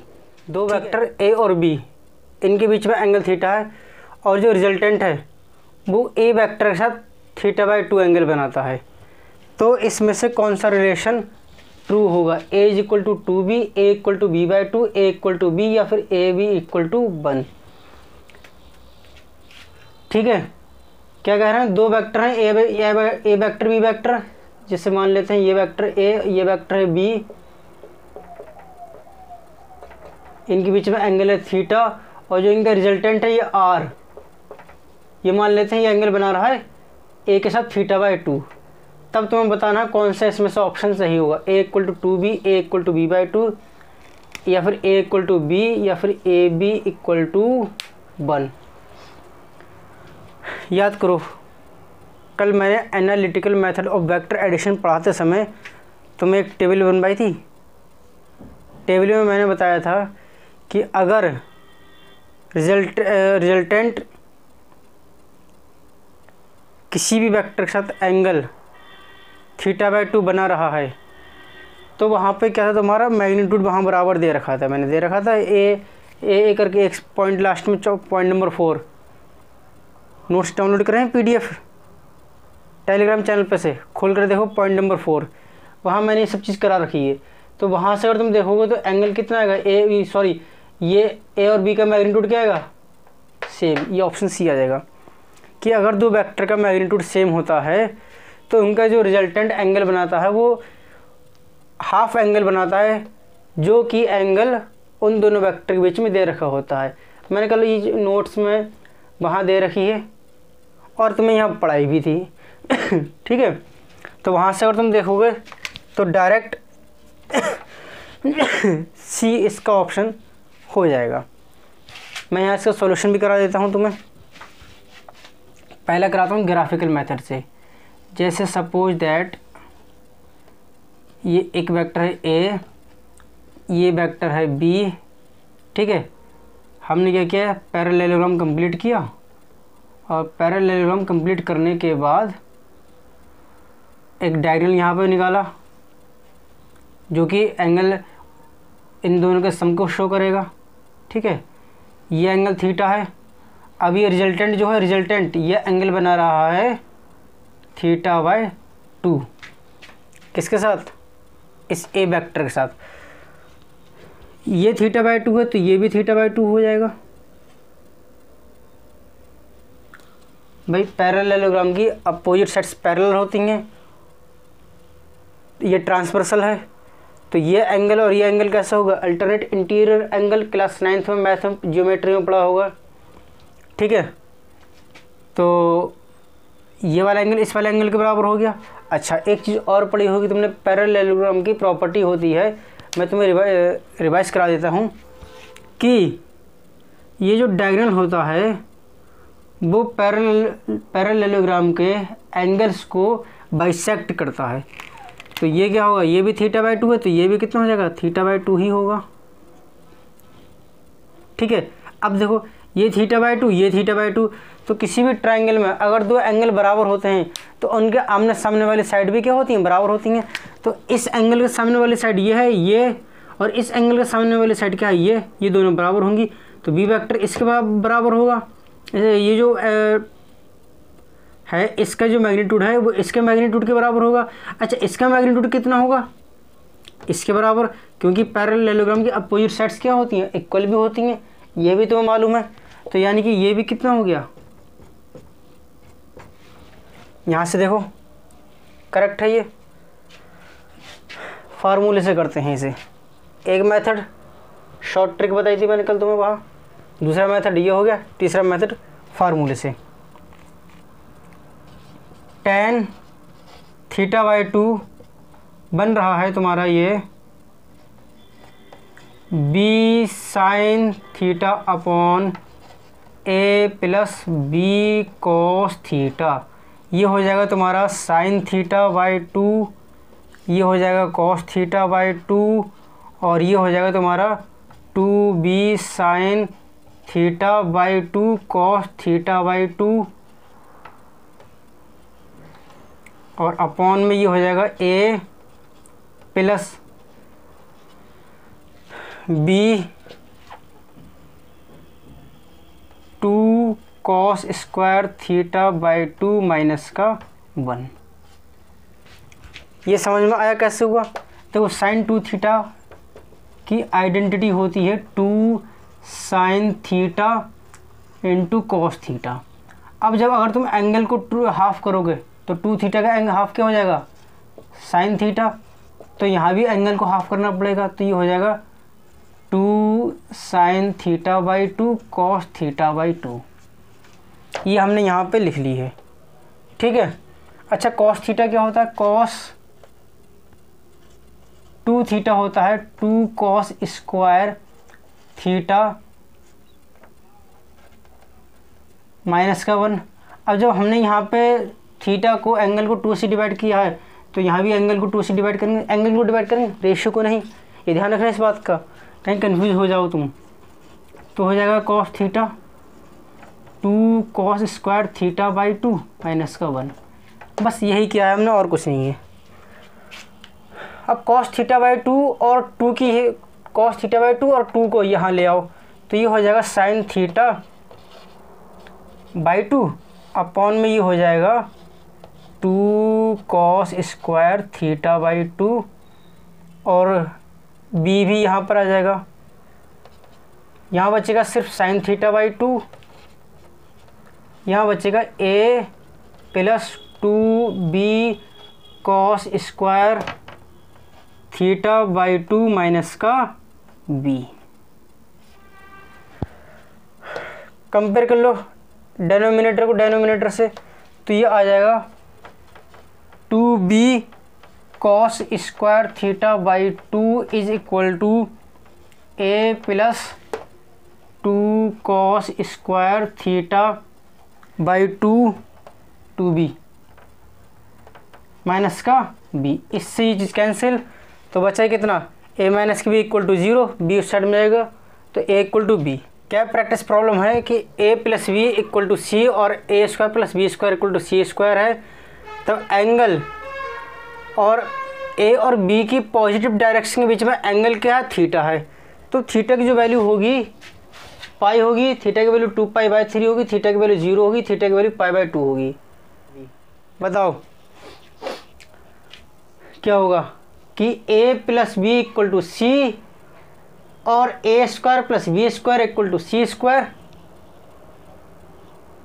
और a और b की पॉजिटिव डायरेक्शन के बीच में एंगल थीटा है, तो थीटा की वैल्यू पाई होगी, पाई मतलब 180 डिग्री, 2π/3 इसका मतलब होता है 270 डिग्री, 0 और π/2 का मतलब होता है 90 डिग्री। ठीक है, इसे ऐसे भी लिख सकते हो 180 डिग्री, 270 डिग्री, ये तो 0 है ही, और ये 90 डिग्री।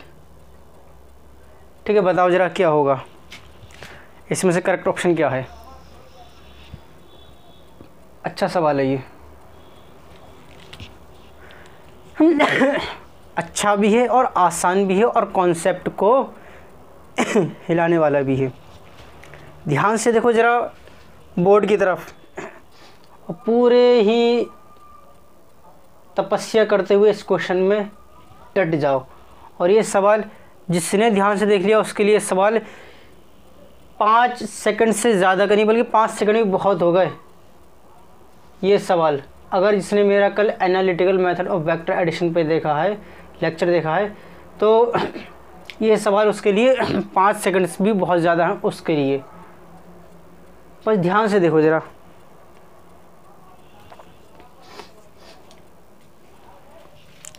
अब करूं, देखो तुम जहाँ तक कंफ्यूज हुए होगे इसमें कि a प्लस बी सी है और a square plus B square क्या सी स्क्वायर है।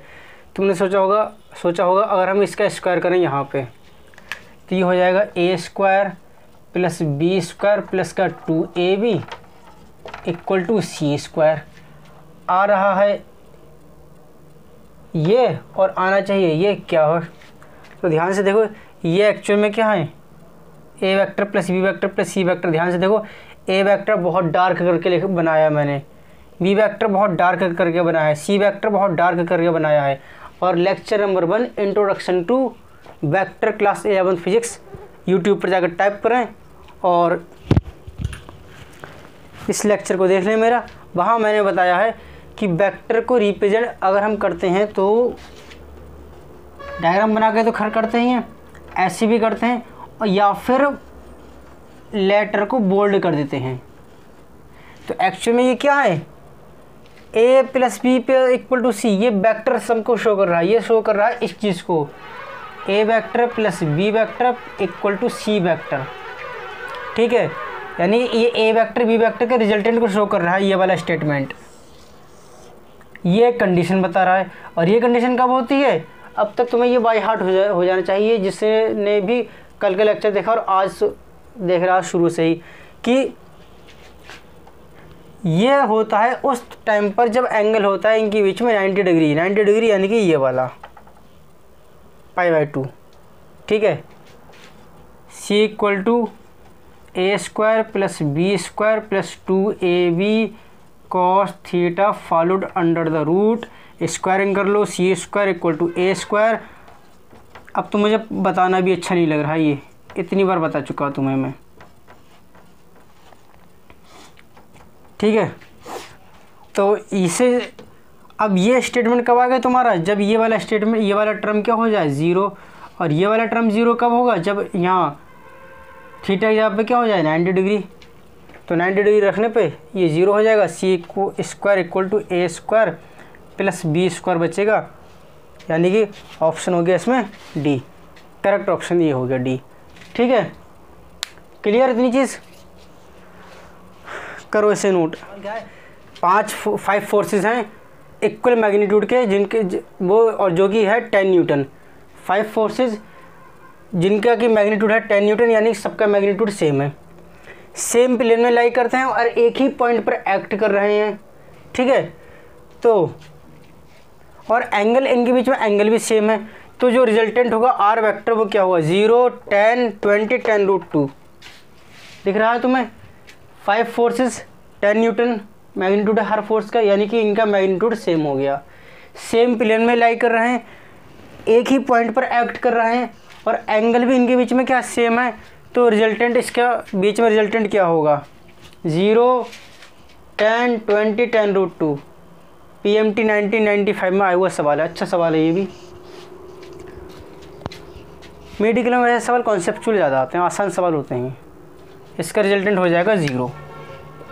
ठीक है, तुमने क्या किया, सपोज इधर 4 वेक्टर लिए तुमने, 1 2 3, ठीक है, ये 4।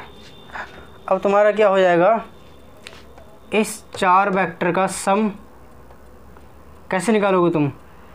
एक वेक्टर बनाओगे पॉलीगॉन कंप्लीट करने के लिए, पेंटागन कंप्लीट करने के लिए एक वेक्टर बनाया जो कि क्या होगा तुम्हारा फर्स्ट वेक्टर की टेल से आखिरी वेक्टर के हेड को ज्वाइन कर रहा है। तो अब जो रिजल्टेंट वेक्टर है वो इस तरीके से है।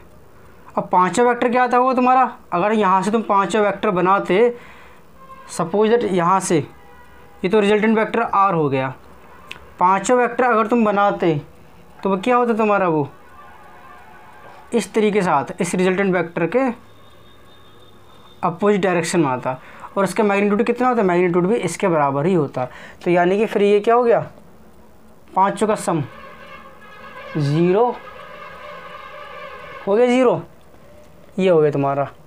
ठीक है, जिस तरीके से ट्रायंगल में होता है कि 3 वेक्टर अगर एक क्लोज ट्रायंगल कंप्लीट कर ले सेम सेंस में, तो उनका सम कितना हो जाता है, 0 हो जाता है। वैसे यहाँ भी है। ठीक है, क्लियर है चीज़ कि 5 फोर्सेस हैं सेम एंगल पर, सेम प्लेन में, एक ही पॉइंट पर एक्ट कर रहे हैं। तो ये क्या करेंगे, एक पेंटागन कंप्लीट कर लेंगे सेम सेंस में।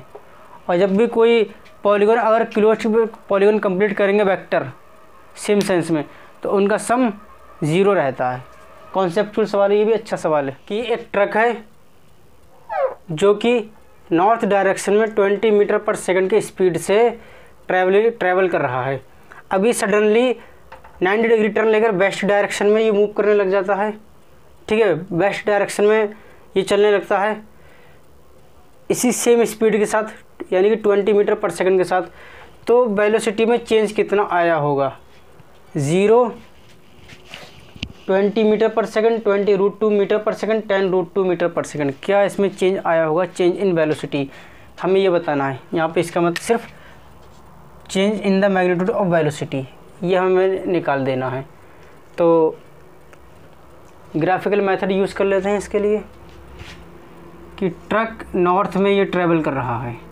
अभी क्या कर रहा है, इसने 20 मीटर पर सेकंड के स्पीड से, कुछ समय बाद ये नॉर्थ साउथ ईस्ट वेस्ट, कुछ समय बाद ये वेस्ट की तरफ मूव करने लग जाता है इसी 20 मीटर पर सेकंड के साथ। ठीक है, हमें क्या निकालना है, चेंज इन वेलोसिटी निकालना है। तो ये अगर v1 है तो ये हो जाएगी v2। ठीक है, अब यहाँ पे एक चीज़ देखो, मैंने कल बताई थी analytical method of vector addition में कि अगर वेक्टर का मैग्नीट्यूड सेम हो और वो 90 डिग्री के एंगल पर एक्ट करते हों 2 वेक्टर, तो उनका जो रिजल्टेंट होता है बिल्कुल बीचों बीच से निकलता है। तो यहाँ बीचों बीच से यहाँ निकलेगा कहीं इस तरीके से ये।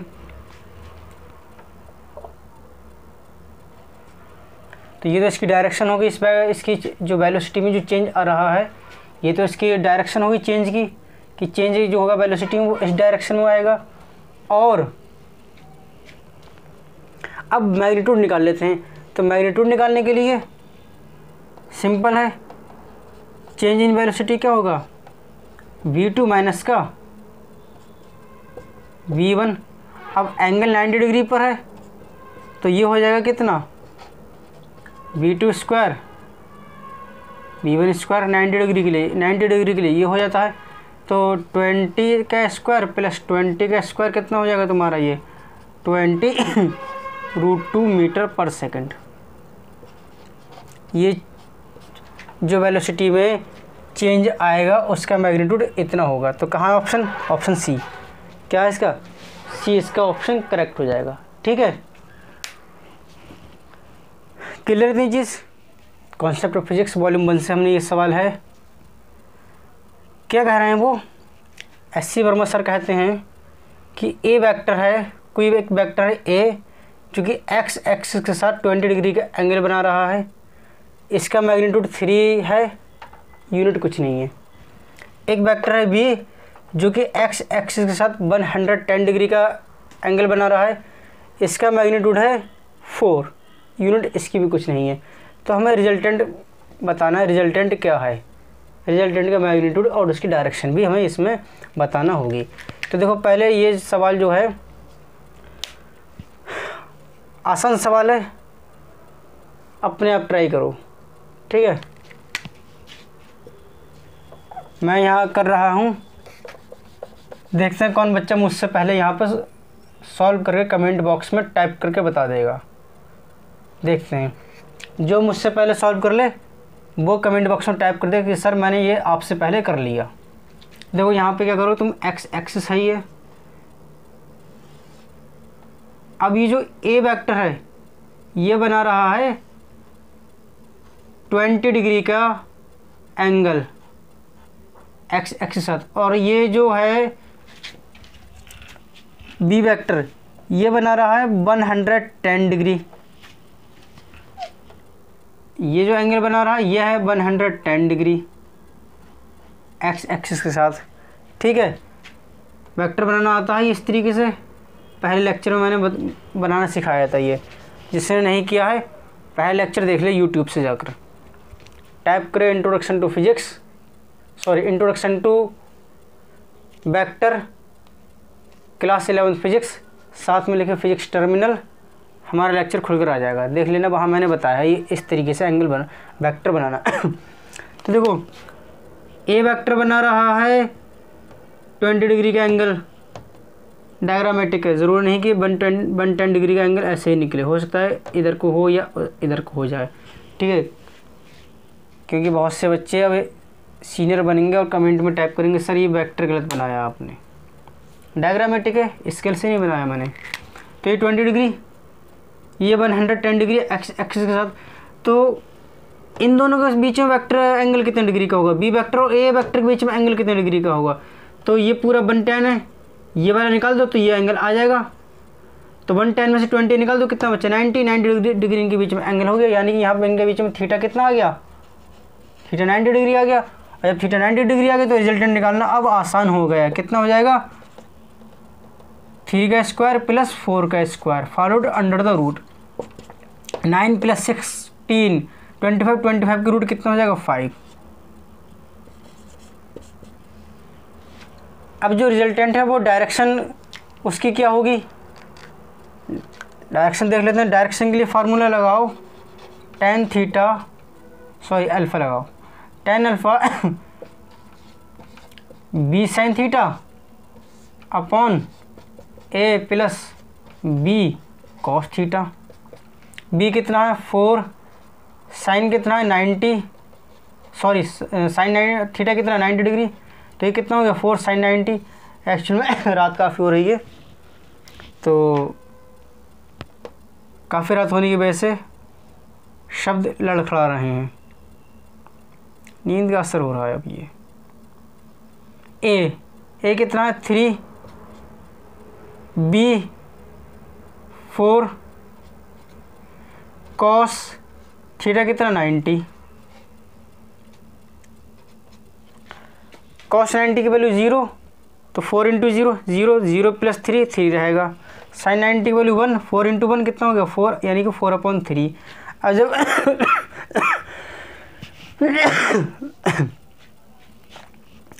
ये मैं बता चुका हूँ तुम्हें geometrical method of vector addition में, लेक्चर में जाकर देख लेना वहाँ, ये कि अगर न्यूमरेटर में ये नंबर ज़्यादा ऊपर न्यूमरेटर की वैल्यू ज़्यादा हो और डिनोमिनेटर की वैल्यू कम हो, तब एंगल हो जाता है कितना 53। तो यानी कि अल्फ़ा जो हो जाएगा वो हो जाएगा तुम्हारा 53। हर केस में नहीं नहीं नहीं नहीं, एक ट्रायंगल है ये 3 4 5 वाला, ये बहुत मशहूर ट्रायंगल है। एंगल दे रहा होता है इसके बीच में थीटा, ये वाला एंगल 53 डिग्री और एंगल 37। ये बहुत ही मशहूर है। मशहूर ही इसलिए बहुत सारी किताबों और बहुत सारे एग्जाम्स में एंगल इसी तरीके का दे के पूछ रखा होता है। 53 दे रखा होता है, 37 डिग्री दे रखा होता है, तो उसकी वैल्यू लगा देते हैं हम इस तरीके से, या ये इस तरीके से वैल्यू दे रखी होती है तो हमें यहाँ पे एंगल निकाल देना होता है। ये जरा समझा देता हूँ मैं तुम्हें। साइन थीटा क्या होता है, परपेंडिकुलर अपॉन हाइपोटेनियस। अब हाइपोटेनियस तो क्या रहेगी तुम्हारी इसमें से 5, बचा तुम्हारे इसमें 3 और 4। तो 3 और 4 में बच्चे कौन सा नंबर बड़ा है, 4 बड़ा है। तो जब यहाँ पर अगर ऊपर बड़ा नंबर हो तो एंगल, इसका मतलब क्या है, इन दोनों में कौन सा एंगल बड़ा हो गया 53। तो ये एंगल कितना होगा 53।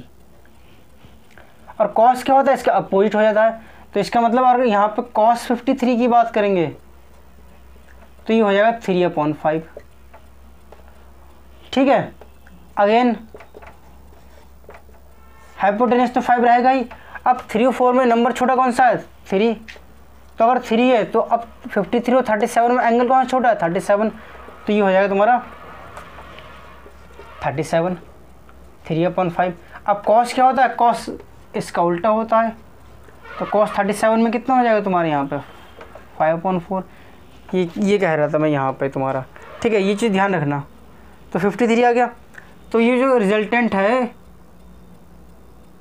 ये इसके साथ कहीं 53 का एंगल बनाता होगा ए वेक्टर के साथ, और एक्स एक्सिस के साथ एंगल कितना बनाएगा 20 + 53 73 डिग्री। तो यहाँ पे जो रिजल्टेंट हो जाएगा, रिजल्टेंट होगा R = 5 unit at 73 degree with X axis. ठीक है, समझ में आई इतनी चीज़ कि एक्स एक्सिस के साथ 73 डिग्री के एंगल पर 5 यूनिट का वेक्टर होगा जो कि ए और बी वेक्टर का रिजल्टेंट हो जाएगा। इतनी बात समझ में आ गई। सवाल सॉल्यूशन ये समझ में आया। देखो क्या दे रखा था, ए वेक्टर एक्स एक्सिस के साथ दे रखा था 20 डिग्री के एंगल पे, बी वेक्टर एक्स एक्सिस के साथ दे रखा था 110 डिग्री के एंगल पर। हमने दोनों वेक्टर ड्रॉ कर लिए। वेक्टर ड्रॉ करने के बाद हमने क्या किया, अब देखा कि ये जो एंगल थे, एंगल तो एक्स एक्सिस के साथ थे, इनका रिजल्टेंट निकालने के लिए हमें इन दो वेक्टर के बीच में एंगल चाहिए होता है। तो वेक्टर के बीच में एंगल कैसे निकलेगा भाई, बी बना रहा है 110 डिग्री का एंगल एक्स एक्सिस के साथ, ए बना रहा है 20 डिग्री का एंगल एक्स एक्सिस के साथ। तो ए और बी आ जाएगा, ए और बी के बीच में एंगल आ जाएगा कैसे, 110 में से 20 माइनस करोगे तो ए और बी के बीच में एंगल आ गया। बस फिर तो सॉल्व हो गया तुम्हारा ये। ठीक है, ये जो सवाल है, ये जो मैंने अभी सवाल कराया है बिल्कुल सेम उसी की तरह सवाल है। अगर ध्यान से देखो तुम तो ये सवाल उसी की तरह। ज़रा मैं इसे एक्सप्लेन करता हूँ कि एक 2 डायमेंशनल मोशन हो रहा है। इसमें पार्टिकल, कोई एक पार्टिकल ए से बी की तरफ मूव करता है। जब ए पर है तो उसका पोजीशन वेक्टर जो है r1 है, जिसकी वैल्यू है 3 यूनिट। ठीक है, 3 मीटर लिख लेते हैं 4 मीटर। और जब वो बी पर पहुँच जाता है तब उसका पोजीशन वेक्टर हो जाता है 4 मीटर।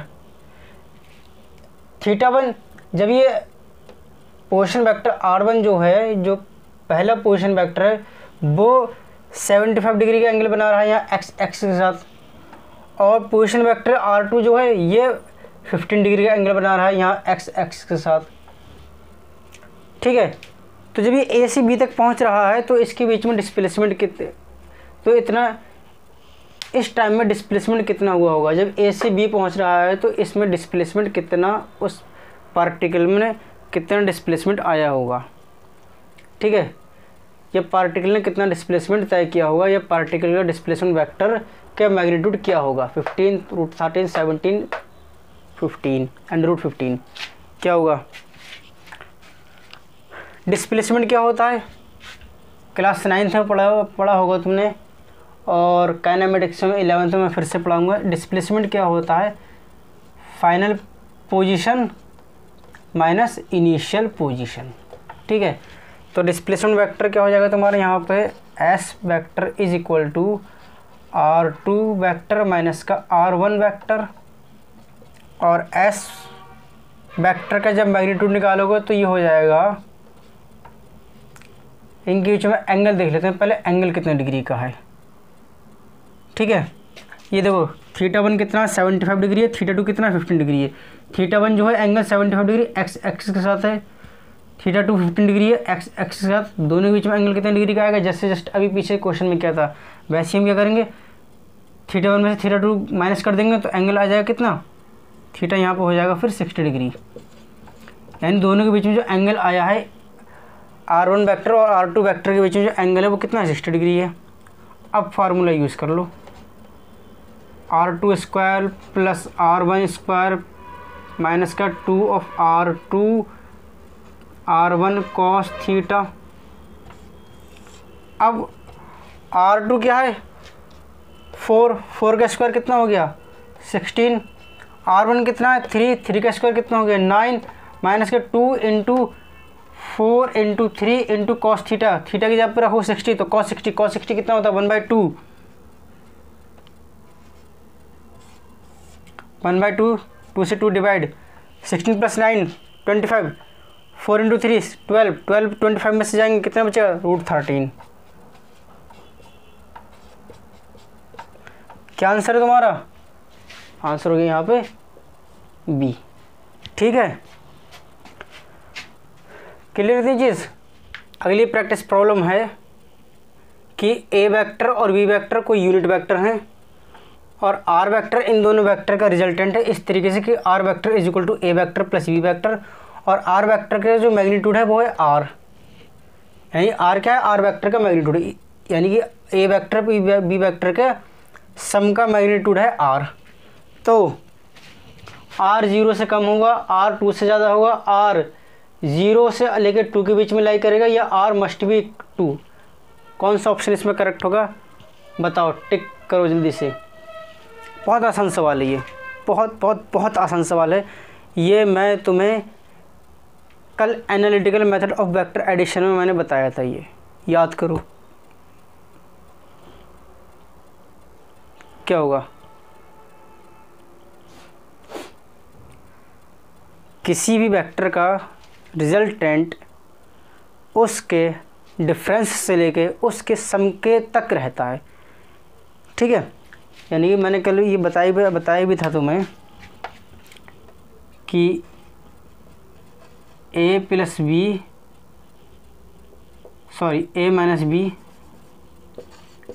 माइनस बी से लेके ए प्लस बी तक रहता है कोई भी रिजल्टेंट का, किसी भी रिजल्टेंट की वैल्यू। अगर किसी दो वेक्टर ए और बी के लिए रिजल्टेंट की वैल्यू उनके डिफरेंस से लेकर उनके सम तक रहती है।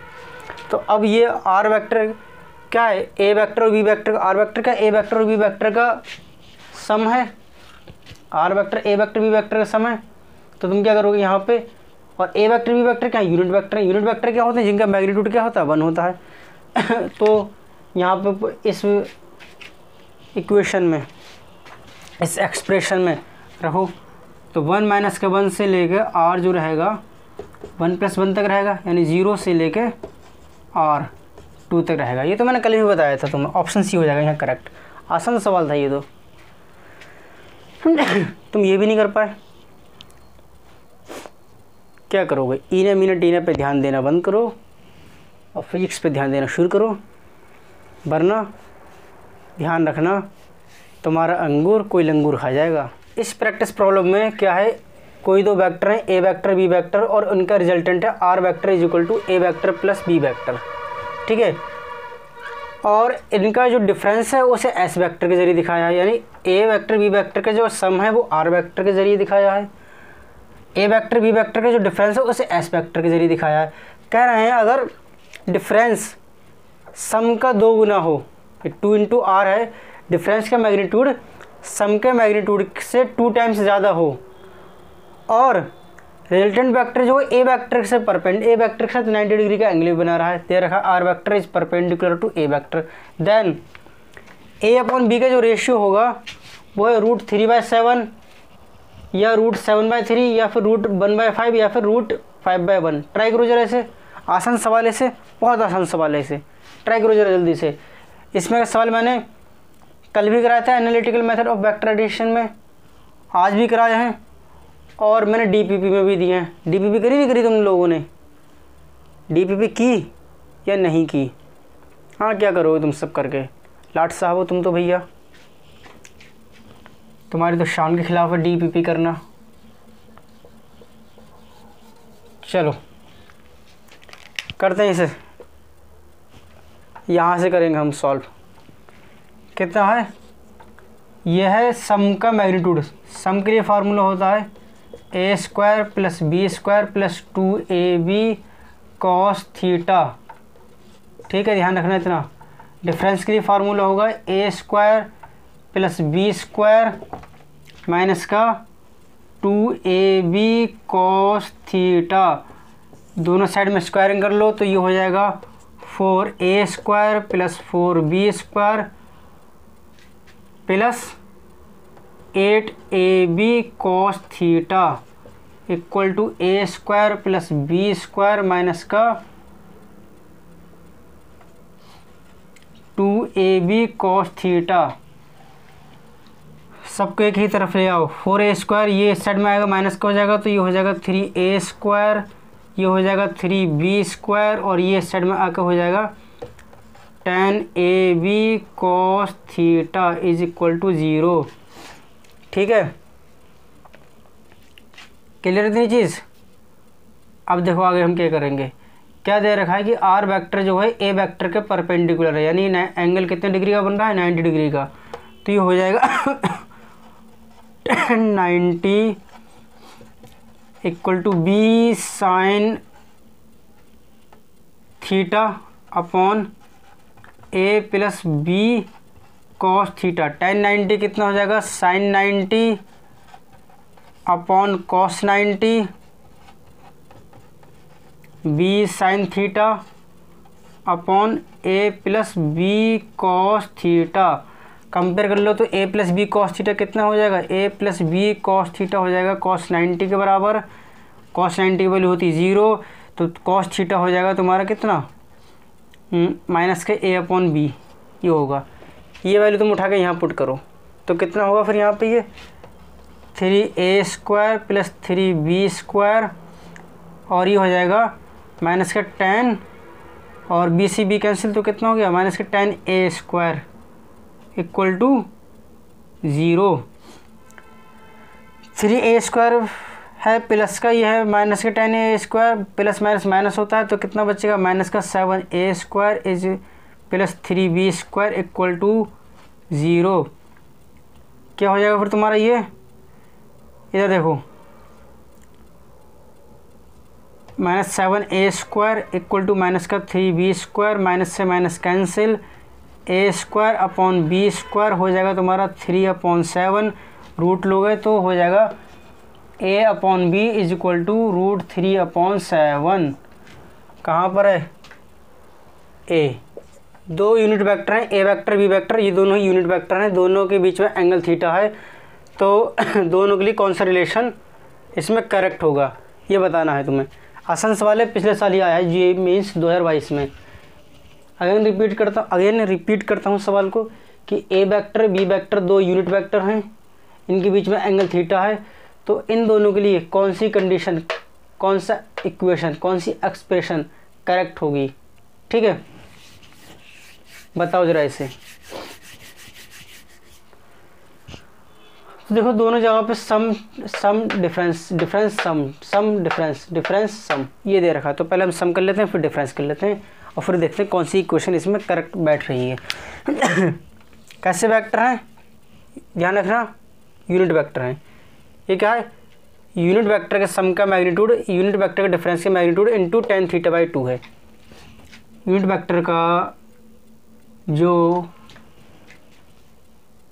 सम है कितना हो जाएगा?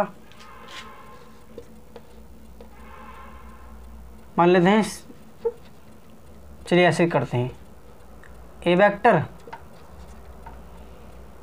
ये यूनिट वेक्टर है तो इन्हें ऐसे करके दिखाओ। हाँ, A cap plus B cap is equal to कितना होगा तुम्हारे यहाँ पे 1 स्क्वायर प्लस 1 स्क्वायर प्लस का 2 कॉस थीटा, कितना हो जाएगा A cap plus B cap 1 square 1 1 1 2 common आ गया, 2 कॉमन आ जाएगा 1 प्लस कॉस थीटा।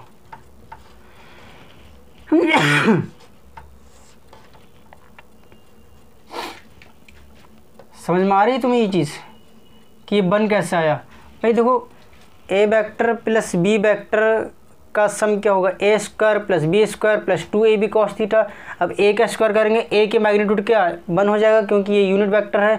बी का स्क्वायर करेंगे, बी का मैग्नीट्यूड कितना 1 है क्योंकि ये भी यूनिट वेक्टर है।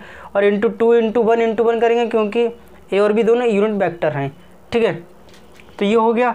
अब यहाँ से तुम क्या करो, 2 into 1 plus 2 cos square theta by 2 minus का 1 करो, -1 प्लस 1 कैंसिल, 2 2 से 4, 4 को 4 into cos square theta by 2 हो जाएगा। रूट से बाहर निकालोगे तो ये हो जाएगा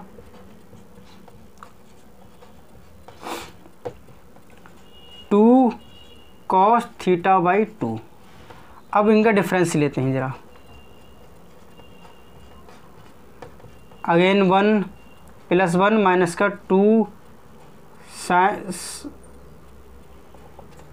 2 कॉस थीटा हो जाएगा। अगेन 2 कॉमन आ गया, 1 माइनस का कॉस थीटा, ये हो जाएगा 2 1 माइनस का 1 plus 2 sine square theta by 2 cancel, 2 2 0 4, 4 sine square theta root ली तो कितना होगा 2 sine theta by 2, A minus का बी। ये मान लेते हैं इक्वेशन फर्स्ट, ये मान लेते हैं हम इक्वेशन सेकंड। अब हम क्या करेंगे, सेकंड को डिवाइड कर देंगे फर्स्ट से, तो कितना होगा तुम्हारे यहाँ पे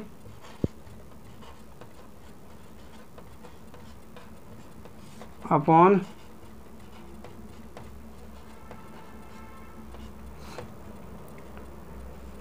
2 sine theta by 2 upon 2 cos theta by 2, 2 से 2 कैंसिल, तो कितना हो गया तुम्हारे यहाँ पे ये ए माइनस का ए कैप माइनस बी कैप का मैग्नीट्यूड अपॉन ए कैप प्लस बी कैप का मैग्नीट्यूड इक्वल टू ये हो गया tan थीटा बाई 2। अब यहाँ पर तुम क्या करोगे, ये आ जाएगा ए कैप माइनस का बी कैप का magnitude is equal to A cap plus B cap का magnitude into tan theta by 2। तो ये हो गया ऑप्शन नंबर, यहाँ पर देखते हैं कौन सा वाला है। हाँ, ये बी। यहाँ तुम्हें समझ में नहीं आया, ये मैंने क्या किया, फार्मूले पुट किए हैं और कुछ नहीं है। मैं फार्मूला समझा देता हूँ तुम्हें। देखो, cos 2 थीटा का फार्मूला ये मैं कई बार बता चुका हूँ, होता है 2 कॉस स्क्वायर थीटा माइनस का 1। अब यहाँ पर जब तुम एंगल को 2 से डिवाइड करोगे तो इस साइड में भी 2 से डिवाइड करना पड़ेगा, तो ये हो जाएगा 2 cos square theta by 2 minus का 1। एक फार्मूला cos 2 थीटा का ये भी होता है 1 माइनस का 2 साइन स्क्वायर थीटा। तो ये जब यहाँ भी ऐसे करोगे 2 से डिवाइड एंगल को, तो कितना होगा, यहाँ भी एंगल को 2 से डिवाइड करना पड़ेगा। बस ये फार्मूले रखे मैंने यहाँ पे, और कुछ नहीं किया है। ये फार्मूले तुम्हें याद होना चाहिए, ट्रिग्नोमेट्री के ये फार्मूले हैं, इन फार्मूलों को अच्छी तरीके से याद कर लेना। चलो, इससे एक फ़ायदा तो है कि जब तुम ये फिजिक्स करोगे, अभी तुम्हारा क्लास में जब तुम पढ़ोगे मैथ्स, तुम्हारे बोर्ड्स हो चुके हैं।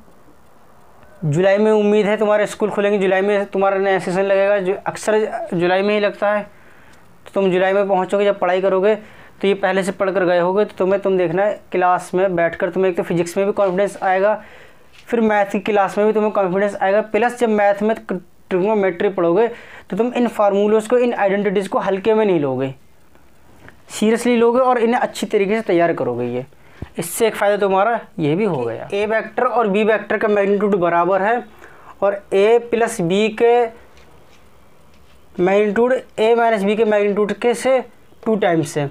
तो ए और बी वेक्टर के बीच में एंगल कितने डिग्री होगा, क्या एंगल होगा? एंगल है sine inverse 3/5, sine inverse 1/3, cos inverse 3/5, cos inverse 1/3 कि 2 वेक्टर हैं ए वेक्टर बी वेक्टर, इनका मैग्नीट्यूड बराबर दे रखा है और इनका जो सम है वो इनके डिफरेंस से 2 टाइम्स है।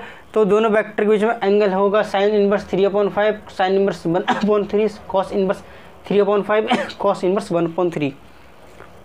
बताओ ज़रा, कल मैंने एक सवाल कराया था इसमें का, बिल्कुल सेम डिक्टो इसी में का सवाल था। देखो ये सवाल तुम्हारा 2022 में भी आया है और कल जो मैंने सवाल कराया था सेम टू सेम यही सवाल था, बस उसमें वैल्यूज ना दे कर के एन दे रखा था। वो 2021 में आया था सवाल, तो ये 2021 में भी आया, 2022 में भी आया। तो ये सवाल इम्पोर्टेंट है, इस तरीके के सवाल करके जाना, इम्पोर्टेंट सवाल है, हो सकता है आ जाएं फिर से, लगातार रिपीट हुआ है ये सवाल। कल मैंने कराया था, कल वाले बच्चे कहाँ हैं, हाजिर थे? ज़रा कमेंट बॉक्स में टाइप करें हाजिर हैं सर, और वो हाजिर हैं के सर के साथ साथ इसका आंसर भी कमेंट करके बताएं क्या होगा। ए बी सी डी क्या है? चलिए मैं करता हूँ इस सवाल को। देखो अब तक हम लोग फार्मूलोज़ को अच्छी तरीके से, उम्मीद है, रट चुका होगा, बहुत अच्छी तरीके से। जिस तरीके से तुम्हारी ज़ुबान पे गाली रहती है उसी तरीके से ये फार्मूला भी तुम्हारी ज़ुबान पर आ चुका होगा।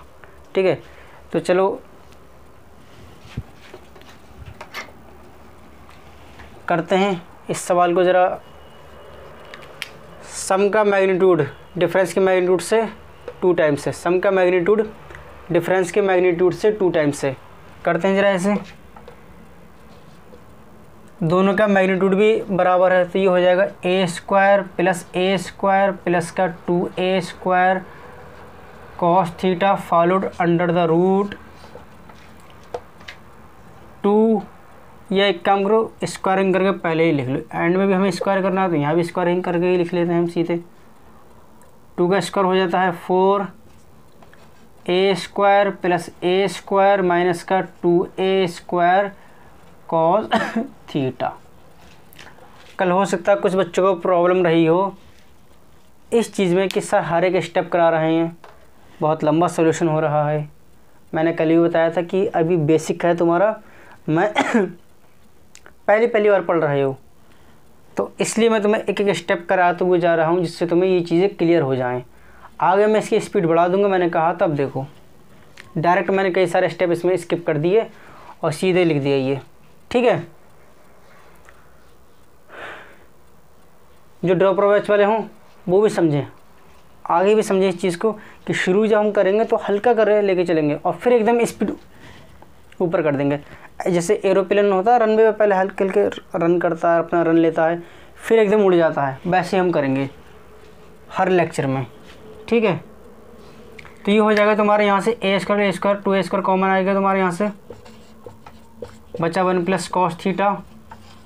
यहाँ से a² 2a² कॉमन आ गया तो यहाँ से तुम्हारा कितना हो जाएगा 4 × 2a² बचेगा 1 माइनस का कॉस थीटा। a² से a² कैंसिल, 2 से ये 2 भी कैंसिल हो जाएगा। 1 प्लस 2 cos² थीटा, यानी कि ये होगा तुम्हारा सीधे cos² थीटा बाई 2। यहाँ पर हो जाएगा तुम्हारा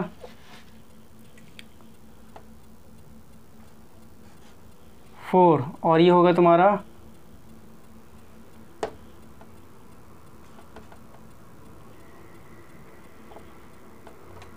2 1 से 1 cancel, 1 minus 2 sine square theta by 2, ये हो जाएगा तुम्हारा यहाँ पे। ठीक है, इसे यहाँ ले आओ, इस चीज़ को यहाँ ले आओ और इसे यहाँ ले आओ, तो कितना हो जाएगा तुम्हारा ये हो जाएगा sign square theta by 2 upon cos square theta by 2 और 1/8। ठीक है, tan स्क्वायर थीटा बाई 2 1/8। कितना बचेगा, थीटा हो जाएगा तुम्हारे यहाँ पे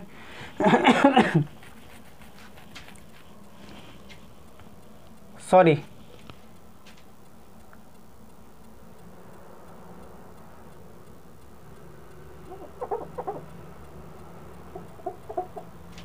रूट से बाहर आने के बाद ये चीज़ तुम्हारी कैंसिल आउट हो जाएगी। रूट से हमने लिया है, सॉरी गलती हो गई। हमने इसे यहाँ स्क्वायरिंग नहीं करना चाहिए था, स्क्वायरिंग करना ही नहीं चाहिए था, सीधे ऐसे रहने देना चाहिए था, क्योंकि एंड में खुद ब खुद ये स्क्वायर की रूट निकल आएगी। तो यहाँ पे जहाँ जहाँ 2 आ रहा है ये ऐसे ही रहेगा तुम्हारा। ठीक है,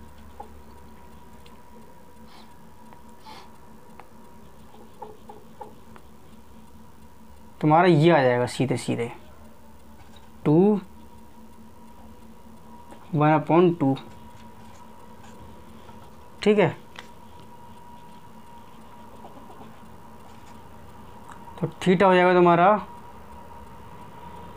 2 tan inverse 1/2 theta is equal to cos inverse 1 - x² upon 1 + x², 1 - 1/2 का स्क्वायर अपॉन 1 + 1/2 का स्क्वायर। तो कितना हो जाएगा तुम्हारा ये 3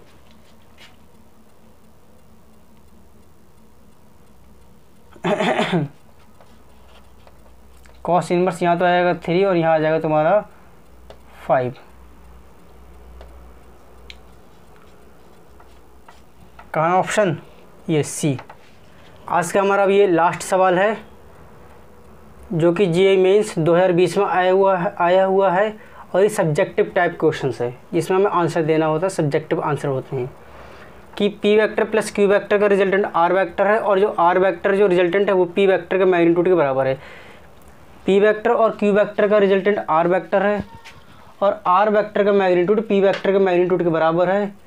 अब जो 2p वेक्टर और q वेक्टर का रिजल्टेंट q वेक्टर के साथ एंगल बनाएगा वो एंगल हमें बताना है। यहाँ पे ज़रा करते हैं इस सवाल को। देखो क्या होता है रिजल्टेंट का फार्मूला, यहाँ तो हो जाएगा p = p² + q² प्लस का 2pq cos थीटा।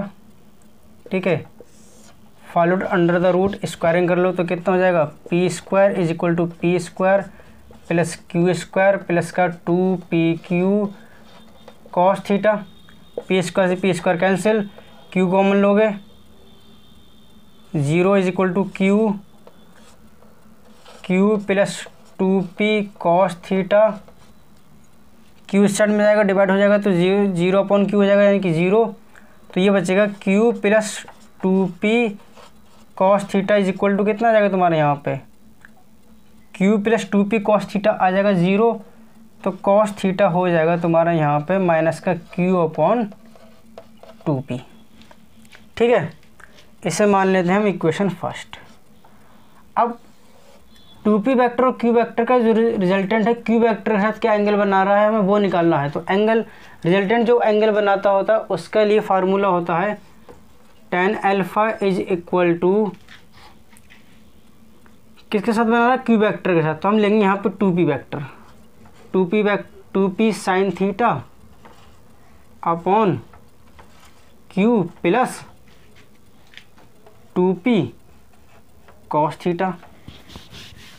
ठीक है, अब यहाँ पे ये चीज़ देखो, अब यहाँ पर एक चीज़ देखो, क्या देखना है हमें, cos थीटा आ रहा है। cos थीटा की वैल्यू यहाँ से उठा के पुट कर दो तुम। ठीक है, तो कितनी हो जाएगी तुम्हारी यहाँ पे 2p sign theta upon q plus 2p और साइन थीटा कितना माइनस का q/2p। 2p से 2p कैंसिल, 2p